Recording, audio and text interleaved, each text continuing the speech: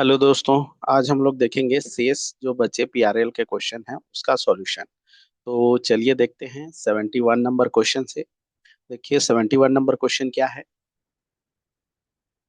71 number question इसमें दिया है कि f x equal to x square plus x minus two तथा 1/2 g o f x equal to 2x² minus 5x+2। तो जी x का मान ज्ञात कीजिए। एक्चुअल में ये क्वेश्चन ना थोड़ा मिस्टेक है। क्वेश्चन मिस्टेक क्या है उसको मैं पहले से बता दे रहा हूँ, क्योंकि लास्ट में इसका आंसर ना नहीं आने वाला है। ठीक है। या तो एफ एक्स के जगह एफ एक्स ये वाला जो होगा, एफ एक्स जो होगा वो जी एक्स से इंटरचेंज होगा। मतलब ये जो फंक्शन है वो जी एक्स होना चाहिए और निकालना है वो एफ एक्स होना चाहिए, तब आएगा। या तो फिर एक तरीका और है कि यहाँ पर जो जी ओ एफ एक्स है वो एक्चुअल में एफ ओ जी होना चाहिए। 1/2 जो जी ओ एफ एक्स दिया है वो गॉप ना हो करके फॉग होना चाहिए। 1/2 एफ ओ जी एक्स होना चाहिए, तब जा करके इसका सही आंसर आएगा। ऐसे करके आप बनाएंगे तो आ जाएगा। बाकी मैं ऐसे ही बना के दिखा दे रहा हूँ कि ऐसे में गलत कैसे है और कैसे मैच नहीं खाएगा। ठीक है। हमको निकालना कैसे है उसको निकाल लेते हैं। तो सबसे पहले जो दिया है उसको ले लेते हैं। एफ एक्स इक्वल टू क्या दिया है, x square plus x minus क्या है 2 है। उसी तरह से 1/2 जी ओ एफ एक्स दिया है। ये हमको दिया है 2x² माइनस 5x प्लस क्या दिया है 2 दिया है। अगर मैं 2 को इधर ले आऊं तो ये हो जाएगा गॉफ एफ एक्स इक्वल टू 2 का मल्टीप्लाई कर दीजिए 4x² माइनस 10x प्लस क्या हो जाएगा 4 हो जाएगा। ठीक है। गॉफ को ओ को कोष्टक लगा सकते हैं, तो ये हो जाएगा गॉफ निकालेंगे तो ये हो जाएगा जी ऑफ एफ एक्स। ठीक है। ओ के जगह में कोष्टक लगा लेते हैं। इस तरह से होता है, ये कंपोजिट फंक्शन है ना। तो ये हमारे पास आ गया 4x² माइनस 10x प्लस क्या आ गया 4 आ गया। अब यहाँ पर एफ एक्स का वैल्यू रख दीजिए। चूंकि एफ एक्स दिया है तो यहाँ पर रख सकते हैं। तो जी एफ एक्स का वैल्यू कितना है, x² प्लस एक्स माइनस क्या है 2 इक्वल टू हमारे पास आ गया 4x² माइनस 10x प्लस क्या आ गया 4 आ गया। ठीक है। अब यहाँ पर जी, इसमें से कौन सा चूज करना है, ये जी वाला फलन कौन सा वाला। मतलब हमको ये चॉइस करना है कि जी वाला ये वाला है या ये वाला है या ये वाला है या ये वाला है। तो अगर मैं फर्स्ट क्वेश्चन को मानूं कि वो जी एक्स फलन है तो वहां पर एक्स की जगह में पुट करके देख लेना है। ठीक है। अगर हमारे पास कोई जी एक्स फलन होता तो वहां पर एक्स की जगह में हमको कितना पुट करना है, x² इसको पुट करना है। एक्स की जगह में हम लोगों को x² प्लस एक्स माइनस 2। तो मान लेते हैं पहला आंसर है, तो पहला अगर आंसर होगा तो पहला आंसर क्या दिया है, अगर मैं पहला को जी एक्स मान लूं तो 2x+3 इसके जगह में मैं अगर x की जगह में ये पुट करता हूँ, x की जगह में इसको पुट करता हूँ तो इतना आना चाहिए। अगर इतना आएगा तो ये आंसर है। दूसरा आएगा तो दूसरा देख लेते हैं। तो इसको अगर मैं पुट करके देखूं x की जगह में तो यहाँ पे क्या हो जाएगा, 2 का मल्टीप्लाई हो जाएगा सबके साथ में x की जगह में ना, ये पूरा x बन गया समझो। ठीक है। जी एक्स, तो ये x है तो x की जगह में पुट करो तो 2x² प्लस 2x माइनस क्या आ गया 4 आ गया प्लस क्या आया 3। तो क्या मैच कर रहा है, तो नहीं मैच कर रहा है। तो पहला तो गलत है। दूसरा में भी वही होगा, -3 दिया है और +3। बस दूसरा में अंतर क्या है, -3 दे दिया है। तो दूसरा में -3 होगा मतलब दूसरा भी मैच नहीं करेगा। तीसरा मैच करेगा क्या, तो नहीं। तीसरा इसलिए मैच नहीं करेगा क्योंकि यहाँ पर एक्स का स्क्वायर है। यहाँ पर देख लीजिए, यहाँ पर है क्या एक्स का, यहाँ पर एक्स का स्क्वायर है तो एक्स की जगह में मैं x² वाले टर्म्स को रखूंगा तो ये तो x का पावर 4 वाला टर्म्स बनेगा, ये भी x का पावर 4 वाला टर्म्स बनेगा, जबकि हमारे पास जो रिजल्ट है वो x² वाला बनना चाहिए। तो ये भी दोनों क्या होंगे, गलत होंगे। अगर ऐसे प्रश्न को लेंगे तो चारों ऑप्शन क्या हो जा रहे हैं, गलत। और नहीं तो आप रख के देख सकते हैं। दूसरा चीज क्या, x⁴ कट भी तो सकता है, ऐसा नहीं। क्योंकि यहाँ पर x का स्क्वायर है तो एक ही बार तो आएगा और नहीं आएगा ना। क्योंकि x और नहीं होगा, x है तो x में तो x² ही हाईएस्ट पावर होगा। इसमें हाईएस्ट पावर क्या हो जाएगा, x का पावर 4, मतलब कटेगा भी नहीं। तो कुल मिला के ये क्वेश्चन क्या है, ये ऐसे नहीं होगा। अगर ऐसे लेंगे ना तो चारों ऑप्शन गलत है। तो क्या होगा, अगर हम लोग इसको उल्टा सोचें, अगर हम लोग इसको ऐसे सोचें कि ये जो है ये हमको जी एक्स दिया है और निकालना है वो एफ एक्स। ठीक है। जो जी एक्स दिया है और निकालना है वो एफ एक्स है, तो वो कंडीशन में आ जाएगा। कैसे आ जाएगा देखिए, देख लेते हैं, है ना। ऐसे इस कंडीशन में ये आ जाएगा। या फिर आप ये सोच सकते हैं कि ये गॉफ है, उसको फॉक करेंगे तो भी आ जाएगा। तो चलिए देखते हैं, अगर मैं इसको जी एक्स और इसको एफ एक्स करूंगा तो कैसे आएगा, उसको देख लेते हैं चेक करके। तो अगर मान लो मैं दे दिया कि जी एक्स इक्वल टू, तो यहाँ पर हमारे पास क्या हो गया, जी एक्स इक्वल टू क्या आ गया, x square plus x minus क्या आ गया 2। अब हम लोगों को ग्राफ निकालना है, तो ये हो जाएगा जी ऑफ एफ एक्स हो जाएगा, शॉर्ट कर रहा हूँ, और यहाँ पर मल्टीप्लाई करेंगे तो 4x स्क्वायर माइनस 5, नहीं 10x प्लस क्या हो गया 4 हो गया। ठीक है। एफ एक्स, अब एफ एक्स का वैल्यू हम लोगों को फाइंड करना है, तो जी एक्स में एफ एक्स का वो रख दो। ठीक है। हमको निकालना एफ एक्स है ना, उल्टा अभी हम लोग क्या निकाल रहे हैं, एफ एक्स निकाल रहे हैं। ठीक है।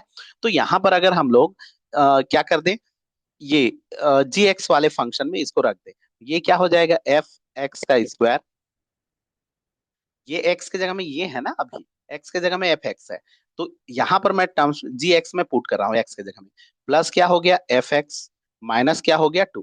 तो अब देखिए एफ एक्स वाला कौन सा फंक्शन होगा, अगर हमको एफ एक्स फाइंड करना है ना, अभी ये मैं मान रहा हूँ कि ये सब एफ एक्स है, तो इसको पुट करके देखो क्या फर्स्ट आंसर आएगा, इतना इतना मैच करना चाहिए ना, एफ एक्स की जगह में पुट करो तो ये आर एच एस इतना आना चाहिए, इतना आना चाहिए। ठीक है। तो एफ एक्स की जगह में अगर मैं पुट कर दूं, फर्स्ट ऑप्शन को पुट कर लेता हूं, तो फर्स्ट ऑप्शन क्या है 2x, चलो एफ एक्स की जगह में 2x पुट कर दूंगा तो 2x का होल स्क्वायर बनेगा, तो उसको मैं सीधा सा वो कर देता हूँ, 2x+3 का होल स्क्वायर प्लस क्या हो जाएगा 2x+3 होगा, और माइनस क्या हो जाएगा 2 हो जाएगा। इसको खाली सॉल्व कर लीजिए तो 4x स्क्वायर और तीन दूनी 6 दूनी 12, 12x प्लस क्या हो जाएगा 9 प्लस 2x और प्लस क्या आया 1, देखो आया क्या, तो इसमें से देख लीजिए 4x स्क्वायर और ये 14x हो गया और प्लस 10 हो गया, मतलब ये ऑप्शन तो गलत है। दूसरा को पुट कर लेते हैं, तो अगर मैं माइनस करके पुट करूं, है ना, तो दूसरा क्या है 2x-3 का स्क्वायर प्लस 2x-3 माइनस क्या 2, इसको सॉल्व करेंगे तो ये हो जाएगा 4x square plus 9 minus 12x plus 2x minus 5 आया। इसको सॉल्व कर लीजिए 4x स्क्वायर माइनस 10x हो गया और प्लस क्या हो गया 4 आ गया।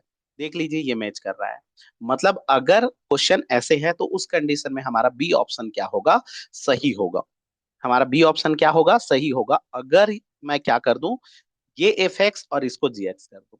या तो एक तरीका ये है, अगर ऐसे ही रहेगा तो हमको ये जो दिया है वो गॉप ना होकर के क्या होना चाहिए, फॉग, तो ये कंडीशन को भी अप्लाई कर सकते हैं।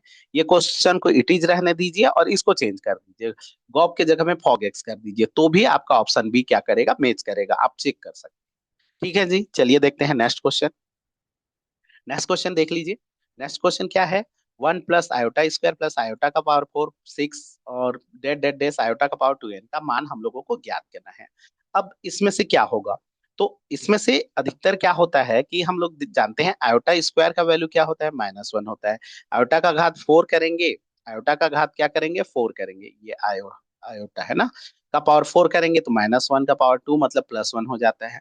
तो अक्सर इस क्वेश्चन को देखने से ये लगता है कि इसका आंसर शून्य आने वाला है, क्योंकि देखिए ये अगर मैं 1 दिया है, फिर आयोटा स्क्वायर का मान -1 आ जाएगा, आयोटा का पावर 4 का मान क्या हो जाएगा +1 आ जाएगा, फिर 6 का मान क्या होगा -1 का घात 3 होगा मतलब -1 हो जाएगा, फिर +1 आएगा, फिर -1 आएगा, तो ऐसे लगता है कि सारे कट जा रहे हैं, सारे कट जा रहे हैं, मतलब इसका आंसर 0 आएगा टाइप का लगता है, लेकिन ऐसा नहीं है। ऐसा नहीं है, इसका वैल्यू जो होता है वो ज्ञात नहीं कर सकते, मतलब ऑप्शन डी सही है। अब कैसे में ऑप्शन डी सही है, इसका लास्ट टर्म को देखना पड़ेगा। देखिए आयोटा का पावर क्या लिखा है, इसको देखिए क्या लास्ट टर्म भी कट रहा है, उसको भी देखना पड़ता है ना। आयोटा का पावर कितना, यहाँ पर एक मिनट,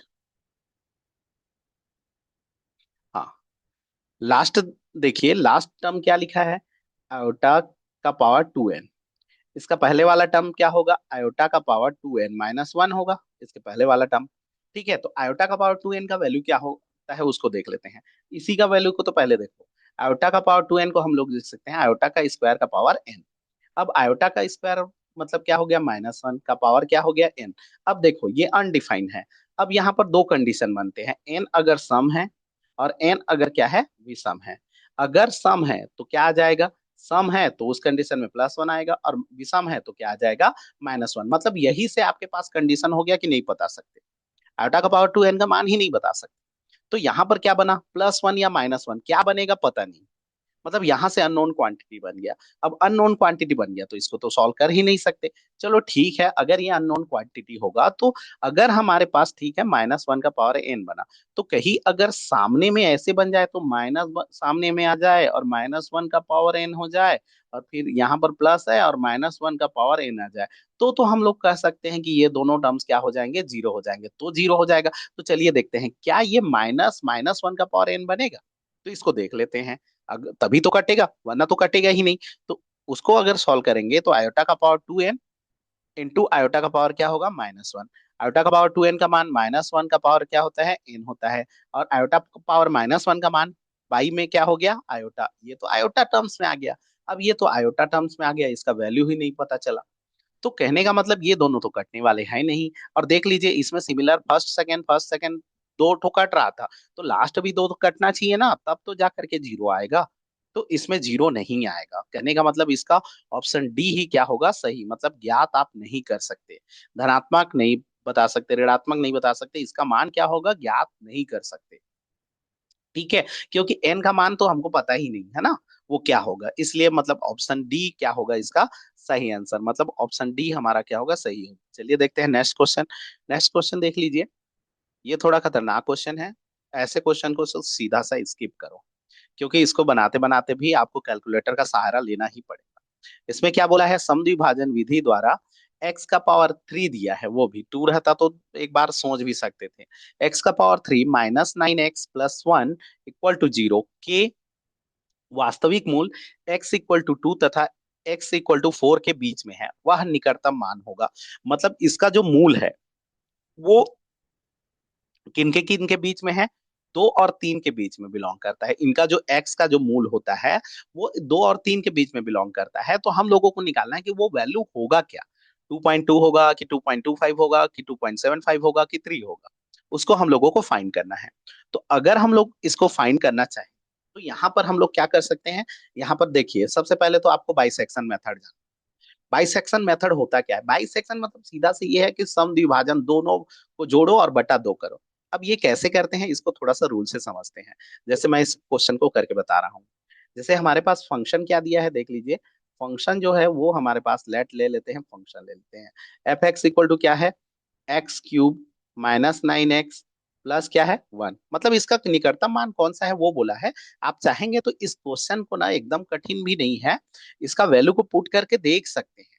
3 को एक बार पुट करके देखिए, क्या जीरो के निकट आ रहा है, इसको पुट करके देखिए, इसको पुट करके देखिए, इसको पुट करके देखिए, तो भी आप बना सकते हैं। एक है कि चारों ऑप्शन को चेक करो और नेगलेक्ट करते जाओ, वो भी तरीका है, वरना इस विधि से बनाएंगे तो वो क्या होगा उसको हम लोग देख लेते हैं। ठीक है, तो उस कंडीशन में क्या होगा देख लीजिए, यहाँ पर क्या होगा, एक्स का क्यूब -9x प्लस क्या है 1 है। अब यहाँ बाइसेक्शन मेथड से अगर हम लोग इसको सॉल्व करेंगे तो इसको कैसे करेंगे, तो यहाँ पर क्या करते हैं, सबसे पहले अ, इसको ले लेते हैं, a = 2 और b = क्या हो गया 4 ले लिया। ठीक है, तो हम लोग इसका बाइसेक्शन निकाल लेते हैं। पहले तो 2 पुट करते हैं जी, सॉरी, 2 पुट करो, तो 2 पुट करेंगे तो हो जाएगा 8 -18 + 1। तो ये सॉल्व करेंगे तो 10, मेरे ख्याल से ये कितना आएगा, -9 आया। ठीक है, -9 आया तो इसका मतलब नहीं होता ये नेगेटिव आया। उसी प्रकार से F4 पुट करो, पुट 4 अगर पुट किए तो 4 पुट किए तो इसका वैल्यू क्या हो जाएगा, 4 करेंगे तो 4 × 4 = 64 हो गया, और ये हो जाए 9 × 4 = 36 और प्लस क्या आया 1। अगर इसको सॉल्व करेंगे तो ये हो जाएगा +29, मतलब ये पॉजिटिव आया। तो इसमें ना एक्चुअल में ये इसको सॉल्व नहीं करना रहता, पॉजिटिव नेगेटिव देखना रहता है। तो देख लीजिए इन दोनों के बीच में एक नेगेटिव आ रहा है, एक पॉजिटिव आ रहा है। अब हम लोग इसका बाइसेक्शन कर लेते हैं, तो बाइसेक्शन करने के लिए नेक्स्ट एक्स निकाल लेते हैं। मान लो ये x1 है, तो इसके लिए क्या करेंगे, a + b/ क्या करते हैं 2 करते हैं। ठीक है, a + b/2, तो यहाँ पर क्या हो जाएगा 2 + 4/2 इक्वल टू क्या आया 3 आया, इक्वल टू क्या, एक मिनट, 2 और 3 के बीच में है कि 2 और 4 के, हाँ 2 और 3 के बीच में, ठीक ठीक। तो कितना आया 3 आया। अब 3 को पुट करेंगे, तो 3 के लिए पुट करो, तो यहाँ पर क्या होगा F3 रखेंगे। ठीक है, F क्या रखेंगे 3 रखेंगे, तो चलिए 3 पुट करते हैं। अगर 3 पुट करेंगे तो क्या आ जाएगा, 3 × 3 = 9 × 27, रीड क्या होगा 27 + 1, मतलब क्या आ गया, आंसर क्या आया पॉजिटिव। ये दोनों कट गया तो +1, 1 से मतलब नहीं है, पॉजिटिव आया। मतलब अभी जो वैल्यू होगा वो किनके किसके बीच में होगा, तो नेगेटिव पॉजिटिव आ जाती है। अभी इन दोनों के बीच में नेगेटिव और पॉजिटिव आ रहा था, तो देखिए इन दोनों के बीच में एक पॉइंट मैं क्या ले लिया, 3 ले लिया। इन दोनों का बाइसेक्शन किया ना, 3।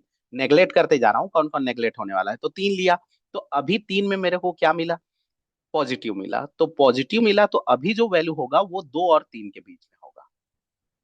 ठीक है, क्योंकि 2 में नेगेटिव आया है, 3 में क्या आया, पॉजिटिव, तो 2 और 3 के बीच में होगा। ये आपका कैंसल आउट हो गया, 4 इसका कैंसल आउट हो गया। इस तरह से कैंसल करते हैं। अगर मान लो ये नेगेटिव आया होता तो, अगर ये नेगेटिव आया होता तो उस कंडीशन में इसका जो वैल्यू होगा वो 3 और 4 के बीच में होता। इसको नेगलेक्ट करते जाते हैं। तो इस तरह से bisection her bar by two करते जाते हैं और नेगलेक्ट करते जाते हैं।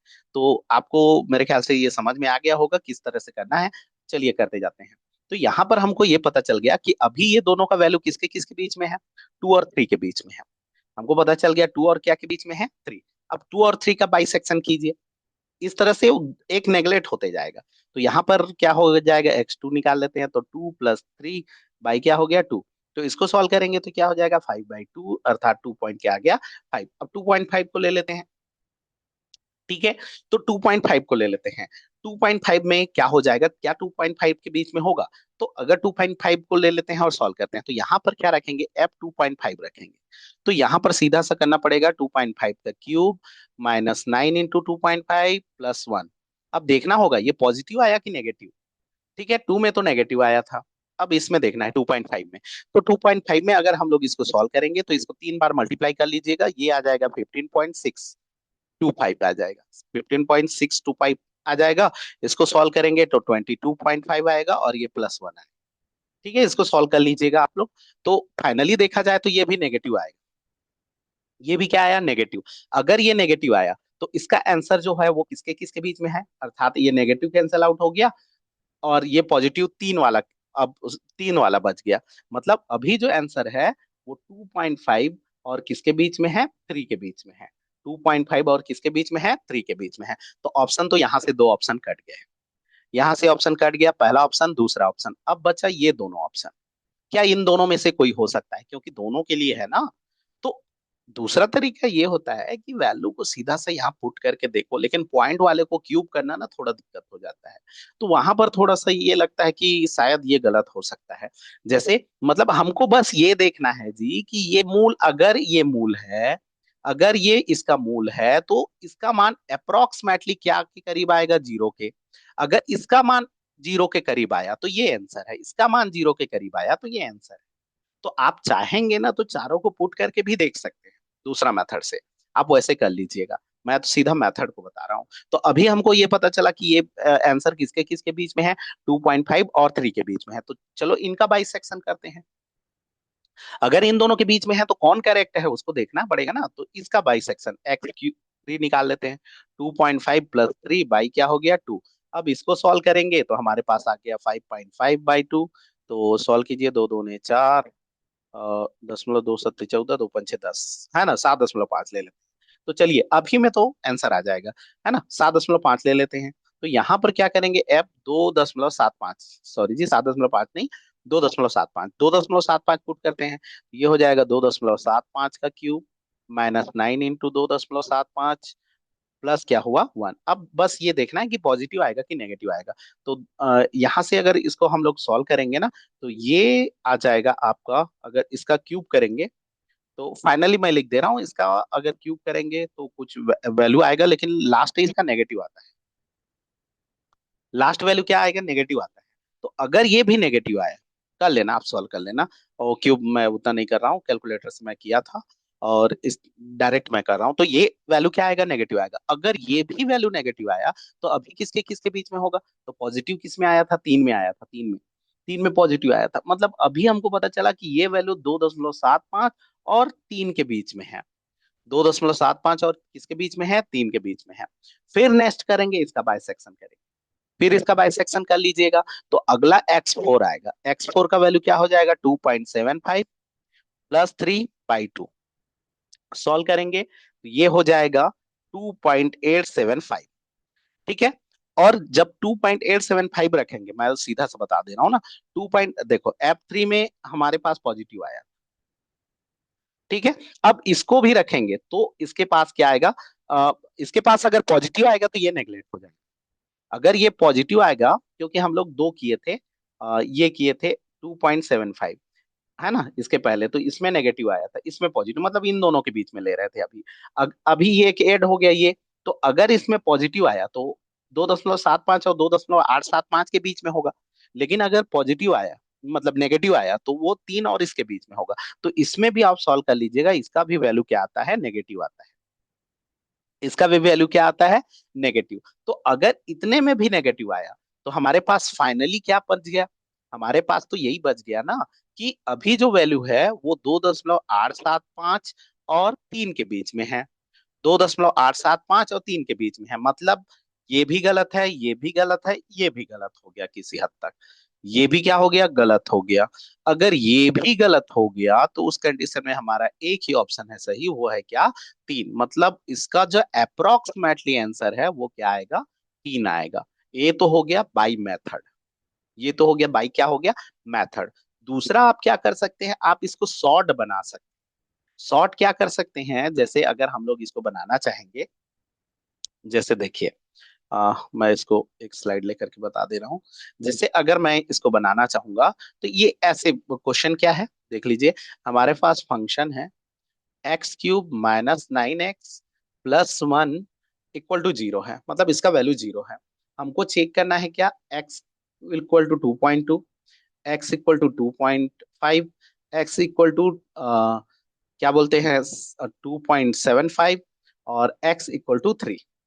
ठीक है, ये चेक करना था हम लोग को। तो किसको चेक करना, अच्छा ये क्यूब था ना, तो इसमें चेक कर लीजिए, 2.2 रख के देख लीजिए। f 2.2 रखिए इसमें, तो क्या इसका मान 0 के करीब आ रहा है। उसके बाद क्या रख लीजिए, 2.5 रख लीजिए, क्या इसमें 0 के करीब आ रहा है। ठीक है, नियरेस्ट को लेना है ना, जो नियरेस्ट होगा वही आंसर होगा। 2.75 ले लीजिए, इसमें क्या नियरेस्ट आ रहा है, और एक बार 3 रखिए, इसमें नियरेस्ट आ रहा है। तो देख लीजिएगा, आप लोग करके देख सकते हैं, है ना। इसमें क्या है कि मैं इसको सॉल्यूशन करूंगा तो 2.2³ -9 इंटू क्या हो गया, 2.2 प्लस क्या आया, 1 आया।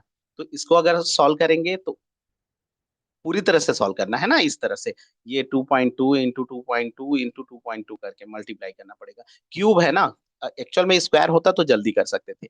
तो ऐसे क्वेश्चन जो है ना, यदि आपके पास लास्ट में 10 मिनट कम से कम है, अगर आपके पास 10 मिनट कम से कम है, तब ऐसे क्वेश्चन को कीजिए, वरना तो फिलहाल स्किप कीजिए। मतलब क्यूब है और एक सबका पॉइंट है, क्यूब है सबका पॉइंट है, तो हर बार आपको सॉल्व करना पड़ेगा। तो इसको अगर सॉल्व करेंगे तो हर बार मल्टीप्लाई कैलकुलेशन करने के लिए कम से कम तो हर एक कैलकुलेशन के लिए 2 मिनट लगेगा, और एक कैलकुलेशन में 2 से 3 मिनट लगेगा, तो फिलहाल तो हो गया कल्याण। तो ऐसे क्वेश्चन को ना आप स्किप कीजिए। आप ऐसे कर सकते हैं ना, आप देख लीजिएगा नियरेस्ट इसमें आएगा, आप देख लीजिएगा कि सबसे ज्यादा नियरेस्ट इसमें आएगा। ठीक है, दूसरा तरीका ये होता है कि आप ना जो आसान है उसको पहले रखो, जैसे 3 को रख दो। 3 को रखेंगे तो ये हो जाएगा 27, ये हो गया 27 प्लस 1 आया, मतलब ये 1 आया। ठीक है, और इसको रखो, मतलब बीच वाले को रखो। तो इन दोनों में से ना किसमें नियरेस्ट आएगा उसमें पता चल जाएगा। इसमें अगर और कम आया तो आंसर इस तरफ जा रहा है, अगर इसमें ज्यादा आया तो आंसर इस तरफ जा रहा है। ठीक है, ऐसे भी आप ना दिमाग लगा सकते हैं। तो फाइनली इसका आंसर जो है वो 3, मतलब इसका आंसर क्या होगा, 3 होगा, 3 में ही सबसे करीब आ रहा है। ठीक है, ये अप्रोक्सीमेटली वैल्यू है ना। तो इस तरह से आप इसको कर सकते हैं। चलिए देखते हैं नेक्स्ट क्वेश्चन। नेक्स्ट क्वेश्चन देख लीजिए। नेक्स्ट क्वेश्चन क्या दिया है, दो चरों, इसमें दिया है दो चर x और y के मध्य सहसंबंध गुणांक है। मतलब x और y के बीच में हम लोगों को क्या निकालना है, सहसंबंध गुणांक निकालना है। तो सहसंबंध गुणांक निकालने का फॉर्मूला होता है, ठीक है, आपको फॉर्मूला पता है तो आप निकाल सकते हैं सहसंबंध गुणांक। क्या होता है सिंपल मेथड में, तो अगर हम लोग सहसंबंध गुणांक का फॉर्मूला देखेंगे उसके अकॉर्डिंग हम लोग टेबल बनाएंगे सहसंबंध गुणांक का। तो इसमें होता है sigma X Y minus sigma X sigma Y by क्या होता है एन, बाई नीचे में लेते हैं root sigma x² minus sigma x/n का होल स्क्वायर। उसी तरह से root sigma y² minus sigma y/n का होल स्क्वायर। तो अगर ये ऐसे भी याद करते हैं और एन को कोई ऐसे भी याद करता है, मतलब कुल मिला के ये फॉर्मूला आपको याद करना है, कैसे भी तरीके से कर सकते हैं। अच्छा, इसमें पूरे का स्क्वायर नहीं होता, यहाँ पर थोड़ा सा मैं मिस्टेक किया हूँ। यहाँ पर सिग्मा का स्क्वायर बाई एन होता है ना, ये अलग गलत किया हूँ। यहाँ पर ऐसा होता है, सिग्मा एक्स का पूरे का स्क्वायर बाई एन, और ये होता है सिग्मा वाई का स्क्वायर बाई एन होता है। ठीक है, तो इस तरह से हमको क्या चाहिए, एक तो सिग्मा एक्स चाहिए, सिग्मा वाई चाहिए, सिग्मा एक्स का स्क्वायर वाला सिग्मा चाहिए, वाई का स्क्वायर वाला सिग्मा चाहिए, और दोनों का मल्टीप्लाई वाला सिग्मा चाहिए, और एन चाहिए। तो इसको हम लोग टेबल बना लेते हैं। तो टेबल बनाने के लिए सीधा से ये है, खींचिए इसको। तो ये इस तरह से ले लीजिए, ये हो गया X Y, X square, Y का स्क्वायर, एक्स इंटू वाई, ये चाहिए, बस इतना चाहिए और कुछ नहीं चाहिए। अब इसमें सॉल्व करते हैं। एक्स का वैल्यू कितना है वो वैल्यू को पुट करते जाओ। तो एक्स का वैल्यू है 1 2 3 4 5। वाई का वैल्यू कितना कितना दिया है, अरे एक्स में गलत कॉलम में लिख दिया। चलो, इसको गलत कॉलम में लिख दिया तो कोई दिक्कत नहीं, इसको मैं एक्स कर देता हूँ और इसको वाई कर देता हूँ। ठीक है, ये हो गया एक्स, ये हो गया वाई। वाई का वैल्यू क्या है, 4 1 0 1 4। ठीक है, तो इसमें अब देख लेते हैं। ठीक है, एक बार क्या हुआ, बढ़ते गया एक घटते गया, तो इसका वैल्यू तो ऐसे ही 0 आएगा अगर इसके बारे में समझेंगे तो ये एक्स स्क्वायर निकालते हैं। स्क्वायर क्या हो जाएगा, 1 का स्क्वायर 1, 2 का स्क्वायर 4, ये हो गया 9, ये हो गया 16, ये हो गया 25। और वाई का स्क्वायर निकालेंगे तो 16 1 0, फिर 1 16। ठीक है, एक्स इंटू वाई, तो 4 1 कम 4, 2 1 कम 2, और 3 0 0, 4 1 4, 5 चौके 20। सबका सिग्मा ले लेते हैं, है ना। सिग्मा क्या हो गया, वाई, सिग्मा वाई निकालेंगे तो ये हम जोड़िए, कितना आ गया 10। सिग्मा एक्स निकाल लीजिए, तो सिग्मा एक्स कितना आ गया, यहाँ 5 तक जोड़ दीजिए, 5 5 10 5 15 हो गया। उसी तरह से इसका सिग्मा निकाल लीजिए, सिग्मा क्या हो गया, एक्स का स्क्वायर। तो सिग्मा एक्स स्क्वायर अगर निकालेंगे तो ये कितना आ जाएगा, देख लीजिए 25, 25 दूनी 50, और 5 55। ठीक है, उसी तरह से सिग्मा वाई स्क्वायर निकाल लीजिए, सिग्मा वाई स्क्वायर कितना आ गया, सिग्मा वाई स्क्वायर का मान कितना आ जाएगा, इसको जोड़िए तो ये हो जाएगा 20 और 10 30 हो गया। एक मिनट, नहीं नहीं नहीं, वाई स्क्वायर तो ये है जी, 34 हो गया, 16 दूनी 32 और 34। और ये सिग्मा एक्स वाई निकाल लीजिए, ये 30 हो जाएगा। 20 और 10 क्या हो गया, 30। ठीक है, तो ये इस तरह से आ गया। अब हम लोग क्या करते हैं, सबका वैल्यू को पुट करते हैं। ठीक है, तो सबका वैल्यू को पुट कर लेते हैं फॉर्मूला में। तो फॉर्मूला में बस पुट करना है, चलिए मैं यहाँ पर पुट कर दे रहा हूँ। तो यहाँ पर क्या हो जाएगा, R equal to sigma X Y कितना आया 30, माइनस एन कितना है 5 है, इसको काउंट करना है 1 2 3 4 5। ठीक है, सिग्मा एक्स कितना आ गया 10, और ये वाई कितना आया 15, वाई क्या आ गया 5। नीचे में रूट सिग्मा एक्स स्क्वायर कितना आया 55, माइनस सिग्मा एक्स कितना आ गया 10, है ना, 10 का स्क्वायर, वाई क्या हो गया 5। उसी तरह से रूट ये हो जाएगा सिग्मा वाई का स्क्वायर कितना है 34, माइनस ये कितना हो गया, सिग्मा वाई कितना दिया है 15 का स्क्वायर, बाई क्या हो गया 5। ठीक है, बाई क्या हो गया 5 हो गया। अब इसको सॉल्व कर लीजिए। तो ऊपर को सॉल्व कीजिए, नीचे को करने की कोई जरूरत नहीं है। 5 5 दिया 15, 10 दिया 30, 30 क्या हो गया 0। ऊपर 0 आ गया तो नीचे जो भी आए क्या आ गया, आंसर 0 आ गया। देख लीजिए, ये आ जाएगा, तो आंसर क्या आ गया 0, मतलब ऑप्शन सी हमारा क्या होगा इसके लिए सही होगा। बस टेबल बनाना है फटाफट, ये कैलकुलेशन जल्दी हो जाएगा भले ही उसकी बजाय। चलिए देखते हैं नेक्स्ट क्वेश्चन। 75 नंबर क्वेश्चन देख लीजिए, y1 = 0 तो अवकल समीकरण का हल होगा। y1 = 0 का मतलब क्या होता है, यहाँ पर y का वैल्यू जो है वो 0 है और x का वैल्यू जो है वो 1 है। ठीक है, ऐसे रहता है, y x के टर्म में रहता है हमेशा। y x रहता है, मतलब ये जो वैल्यू रहता है वो x का होता है, और इधर जो वैल्यू रहता है वो y का होता है। तो यहाँ पर y का वैल्यू 0 है और x का वैल्यू क्या है 1 है, तब अवकल समीकरण को हम लोगों को देखना है, सॉल्व करना है। तो चलिए देखते हैं अवकल समीकरण क्या है ना। ये भी थोड़ा लंबा क्वेश्चन है, देख लीजिए। यहाँ पर है हमारे पास dy by D X, sorry D X by D Y, minus X log X by क्या हो गया, ऐसे करता हूं मैं सीधा सा, देख लीजिए यहाँ पर 1 + log x 1 + log x का तीनों में मल्टीप्लाई कर लेता हूँ, डायरेक्ट करो, क्या है कोई इतना लंबा चौड़ा लिखना। ठीक है, जितना शॉर्टकट कर सको, जितना शॉर्ट लिख सको उतना शॉर्ट करना है। तो यहाँ पर क्या हो गया, 1 + log x, और ये हो जाएगा dx/dy minus X log x, उसमें तो कट गया, इक्वल टू ई का पावर क्या आया, वाई आ गया। अब देख लिए क्या ये कुछ बढ़ रहा है, क्या इसमें से x को अलग और y को अलग कर सकते हैं, तो नहीं, यहाँ पर y है, यहाँ पर y है, और बीच में प्लस माइनस है। अब बीच में जब भी प्लस माइनस होता है ना, तो थोड़ा अलग करने में एक्स वाई को बड़ा दिक्कत जाएगा। ठीक है, वैसे में एक्स वाई को आप अलग नहीं कर सकते, तो उस कंडीशन में हम लोग इसको रिमूव करते हैं, है ना। क्या, तो रिमूव करेंगे तो कुछ तरीका देखते हैं। तो यहाँ पर एक चीज आपको आपको केयर करना पड़ेगा, एक्स लॉग एक्स और 1 + log x में क्या रिलेशन है।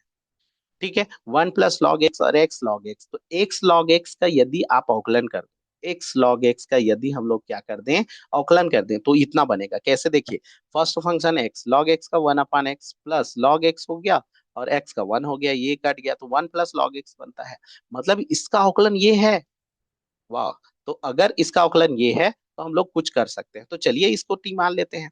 तो ऐसा कर लेता हूँ, इसको रिमूव करता हूँ थोड़ा सा। ये आपको वहां पर दिमाग लगाना होगा, ऐसे आना चाहिए कि किसको आप कैसे करेंगे तो ये होगा, वरना वहां पर फंसे रहेंगे कि क्या करना है, इसको अलग अलग कर सकते हैं। देखिए, अवकल समीकरण हल करने में ना बहुत सारे मेथड है। पहला तो ये है कि आप अलग अलग सेपरेट कर लो। दूसरा ये है, सेपरेट नहीं कर पा रहे हो तो किसी को टी मानो, ऐसे को टी मानो कि पूरा वो चीज हट जाए। एक्स को टी मार रहे हो तो एक्स पूरा ऐसे हट जाए, टी वाई को टी मार रहे हो तो पूरा वाई हट जाए, रिमूव हो जाए। तीसरा, अगर ऐसा भी नहीं हो रहा है तो समघात है क्या। चौथा, अगर ऐसा नहीं हो रहा है तो रैखिक अवकल समीकरण।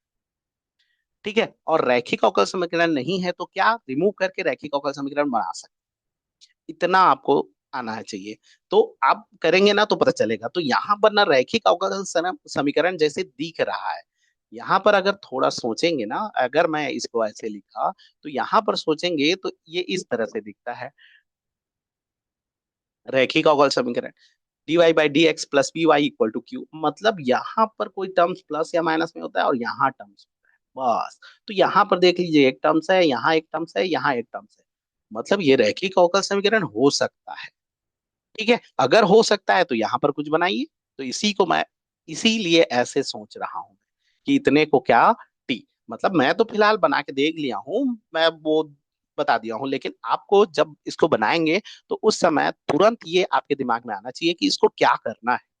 अगर ये आ गया ना तब आप समझ जाएंगे। तो यहाँ पर क्या किए, X log X equal to क्या टी, तो यहाँ पर अवकलन कर लीजिए, तो यहाँ पर हो जाएगा एक्स इंटू लॉग एक्स का क्या हो गया, 1/x, फर्स्ट फलन सेकंड फलन, सेकंड फलन लॉग एक्स, और एक्स का अवकलन 1, और टी का अवकलन क्या हो गया, D T by D x. तो फाइनली क्या आ गया, 1 + log x, 1 + log x equal to क्या आ गया, डी टी बाई क्या आ गया, डी एक्स आ गया। ठीक है, अब इसमें से ऐसे कीजिए, डी एक्स को इधर ले आइए, तो 1 + log x D X equal to क्या लिख सकते हैं, डी टी। तो अगर इतने को टी लिखूंगा तो इतना dx को मैं dt लिखूंगा, तो यहां से मैं इसको ऐसे रिमूव कर देता हूँ, उतना dx भी तो है, तो उसको dt। तो फाइनली हमारे पास बन गया dt/dx, नहीं, dt/dy minus t equal to e का पावर y। अब देखिए ये रैखिक समीकरण बन गया, किसके टर्म में रैखिक अवकल समीकरण बन गया, टी के टर्म में। मतलब इसको हम लोग कंपेयर करेंगे तो कुछ इस तरह के रैखिक अवकल समीकरण से कंपेयर करेंगे, D T by D Y plus P T equal to Q. ठीक है, यहां से कंपेयर करो, तो यहाँ पर p का वैल्यू कितना आया, -1, q का वैल्यू कितना आया, e का पावर y। बस ध्यान रहे, जैसे हमारे पास dy बाई डी एक्स होता है तो उस ये वाला हमेशा याद रहता है। तो यहाँ पर y के जगह में t है और x के जगह में y है, ध्यान देना, ये वाला जो समीकरण है उसी का यूज करेंगे, लेकिन यहाँ पर थोड़ा सा ऐसे करेंगे। ठीक है, तो ये आ गया, p का मान -1 आया। अगर p-1 आया तो सबसे पहले तो IF निकालो, इंटीग्रेशन फैक्टर। तो ये IF क्या हो जाएगा, e का पावर p t, क्या आएगा, x रहता है, तो यहाँ पर x की जगह में क्या है, y। बस बस उसी को समझना है। यहाँ पर देखिए, याद करते हैं ऐसे, IF equal to E P D Y, नहीं डी एक्स याद करते हैं, तो यहाँ x की जगह में क्या है, y। तो ये यहाँ पर हो जाएगा y। अब यहाँ पर सॉल्व कर लीजिए, तो e का पावर क्या हो गया, -1y, -1 dy। -1 का समीकरण क्या हो गया, y हो गया, तो e का पावर -y। ठीक है, तो ये बन गया e का पावर -y। IF आ गया। अब इसका सॉल्यूशन क्या होगा, तो इसका सॉल्यूशन ये होता है, जब भी अवकल समीकरण हल करते हैं तो उसका हल क्या होता है, तो उसका हल होता है y इक्वल टू, नहीं, है ना, y into I F equal to समाकलन q into I F dx। ऐसा रहता है, प्लस क्या लेते हैं, c, इस तरह से लेते हैं। तो यहां पर आपको बस ये करना है, यहाँ y के जगह में क्या था, t, t, y की जगह में क्या था, t, तो ये हो जाएगा t इंटू आई एफ का मान क्या आया, e का पावर -y। क्यू का मान कितना है, e का पावर y, आई एफ का मान e का पावर -y। और ये हो जाएगा dx, x की जगह में क्या है, y है, x की जगह में क्या है, y है, प्लस क्या हो गया, c। ठीक है, सॉल्व कर लेते हैं। तो यहाँ पर हमारे पास फाइनली आ गया t, e का पावर -y। इसको सॉल्व करेंगे तो ये तो जीरो हो जाएगा, 1 हो जाएगा, तो ये y बन जाएगा, प्लस c आया। ठीक है, t का वैल्यू रख देते हैं, t का वैल्यू क्या है, x log x। तो यहाँ पर फाइनली हमारे पास आया x log x, e का power -y equal to y plus c. इसको ले लेते हैं इक्वेशन नंबर क्या, फर्स्ट। ठीक है, अब इसमें हमको सी को रिमूव करना है, तो सी के रिमूव करने के लिए ऊपर में दिया है क्वेश्चन, ऊपर में कुछ दिया है, टर्म्स कंडीशन दिया है, एक्स का वैल्यू 1 है, वाई का वैल्यू 0 है। चलो रखो, एक्स का वैल्यू अगर 1 रख दूं, एक्स का वैल्यू 1 रखूं तो ये वाला पार्ट 0 हो जाएगा, क्योंकि log 1 बनेगा, log 1 का वैल्यू 0, और यहाँ वाई का वैल्यू 0 है। तो फाइनली ऐसे करने से सी का वैल्यू आ जाएगा 0, समीकरण 1 से। समीकरण क्या से, 1 से। समीकरण 1 में करके देख लीजिए, आपको इतना आ जाएगा, सी का वैल्यू क्या आ गया, 0। अब सी का वैल्यू 0 तो हटा दो उसको, हटा दो। तो यहाँ पर क्या आ गया, यहाँ पर आ गया x log x, e का power -y equal to y। इसको इधर ले आओ तो ये प्लस y हो जाएगा, तो x log x equal to क्या आया, y इंटू ई का पावर y आया। ठीक है, इतना आ गया। अब इसको और हल करते हैं। अच्छा, इसमें ऑप्शन तो कोई नहीं दिया है, कौन सा ऑप्शन सही होगा, इसमें से कौन सा ऑप्शन सही होगा उसको निकालना है ना। ये तो हमारे पास आ गया x, है ना, तो कौन सा सही होगा उसको देख लेते हैं। तो उसके लिए क्या करेंगे, x log x, तो x log x equal to इतना आना चाहिए। x log x कौन कौन बन रहा है, ये बनेगा, क्योंकि log लेंगे तो ये बनेगा और ये बनेगा, तो इन दोनों को चेक करते हैं, इसको नहीं करते, इन दोनों को चेक कर लेते हैं। x log x बनने वाला है, तो इसमें log ले लीजिए, तो ये ऑप्शन सही होगा कि वो सही होगा, उसको देखना है। तो अगर इसमें log ले लूं तो यहाँ पर कलर अलग ले रहा हूँ। ठीक है, यहां पर अगर इसमें लॉग ले लूं तो ये हो जाएगा x log x equal to, log ले लूं तो कौन सामने आएगा, e का पावर, सबसे पहले ना ये आएगा सामने, ये पावर है ना, e का पावर y सामने आएगा, log क्या हो जाएगा, e का पावर y हो जाएगा। अब यहां से y और सामने आएगा, और ये y भी सामने आएगा। ठीक है, ठीक है, इतना आता है ना, ये ऊपर का घात आएगा, तो log e बना, log e का वैल्यू 1 होता है, मतलब ये मैच कर रहा है। ये मैच कर रहा है क्या, इसको देख लो, तो ये नहीं करेगा, x log x आएगा, लेकिन यहाँ पर क्या होगा, यहाँ पर तो log y मल्टीप्लाई नियम लगेगा ना, तो log y प्लस क्या हो जाएगा, y log e होगा। ठीक है, y log e मतलब ये तो 1 हो गया, y प्लस log y हो जाएगा, तो ये तो गलत हो गया, मतलब ऑप्शन ए हमारा मैच कर रहा है, ऑप्शन ए सही है। ऑप्शन ए क्या होगा हमारा, सही होगा। इस तरह से आप कर सकते हैं ना, यहाँ से आप मैच करवा लीजिए कौन सा मैच कर रहा है। ठीक है, इस तरह से करेंगे। नेक्स्ट क्वेश्चन देखते हैं। चलिए देखिए, नेक्स्ट 76 नंबर, 76 नंबर क्वेश्चन क्या है, त्रिभुज एबीसी में tan A by two, tan B by two, tan C by two हरात्मक श्रेणी में है, तो कॉट बी बाई टू का न्यूनतम मान ज्ञात करना है, न्यूनतम मान।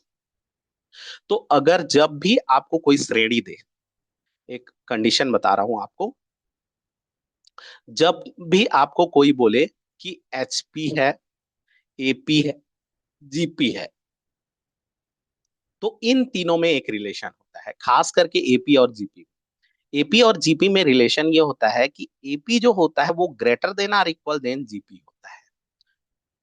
एपी जो होता है, एपी नहीं, एएम जी, सॉरी, ये तो सीरीज है, सीरीज को थोड़ी बोलेंगे, मीन को लेते हैं, मीन को।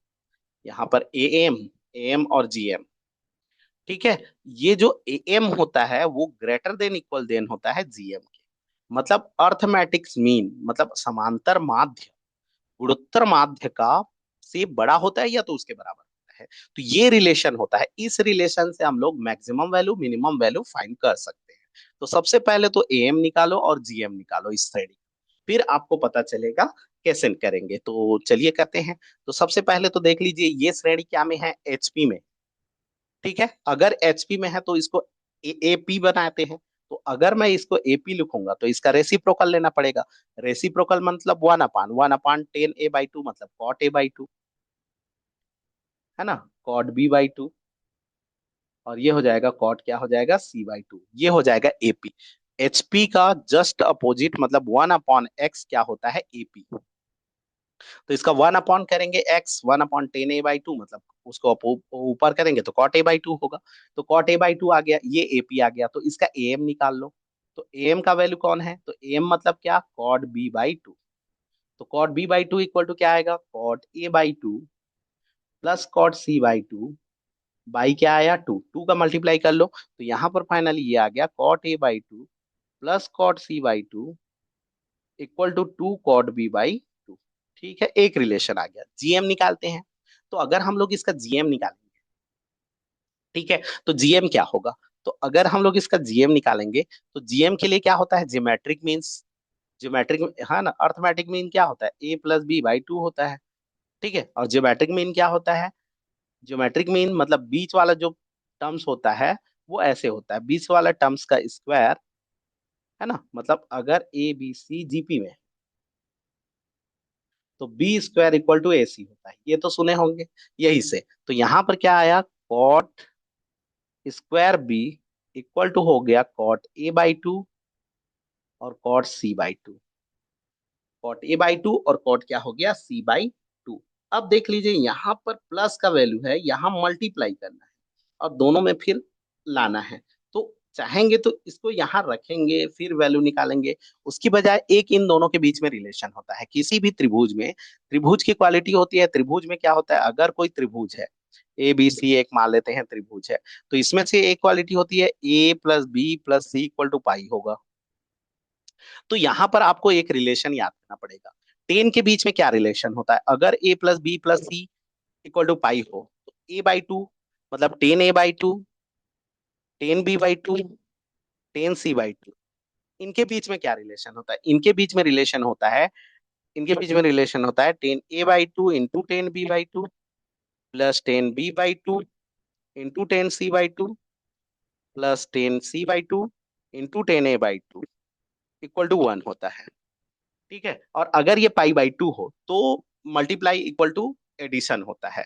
उसी प्रकार से अगर कॉट के बीच में रिलेशन देखें और कॉट में क्या होता है, उसी प्रकार से अगर ये पाई/2 रहता, ये आपको पता होना चाहिए, पाई/2 रहता है तो उस कंडीशन में होता है 10 a/2 plus 10 b/2 plus 10 c/2 equal to होता है 10 a/2 into 10 b/2 into 10 c/2। इसको आप याद कर लो।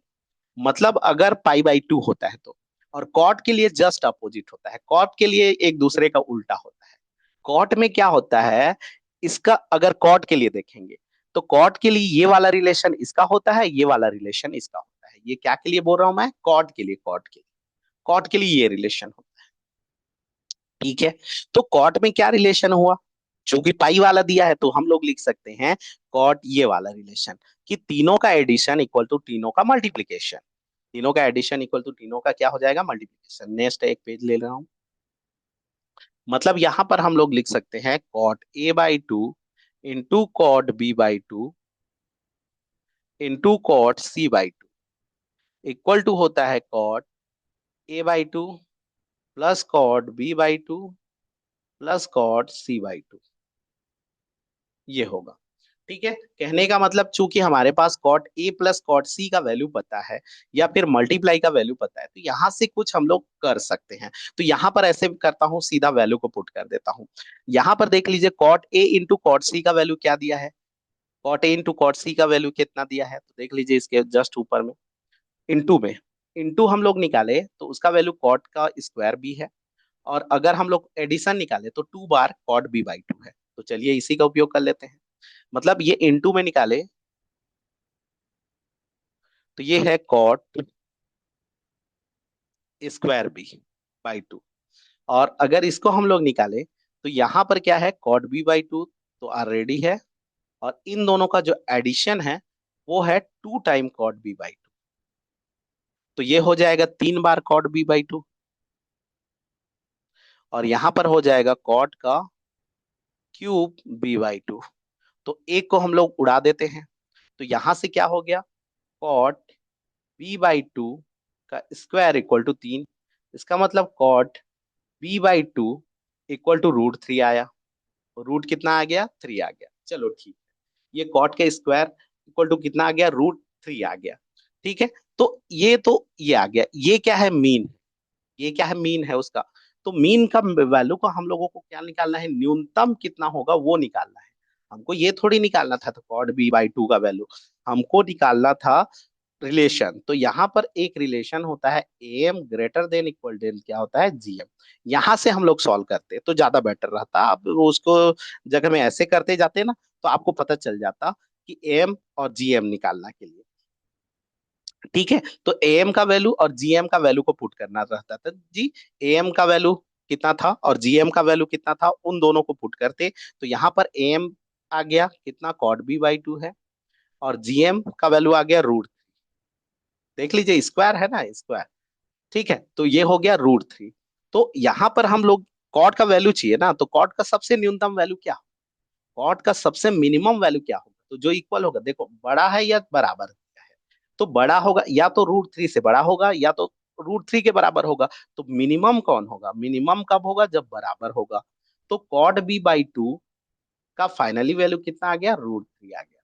कॉट बी बाई टू का फाइनली वैल्यू क्या आ गया, रूट 3 आ गया।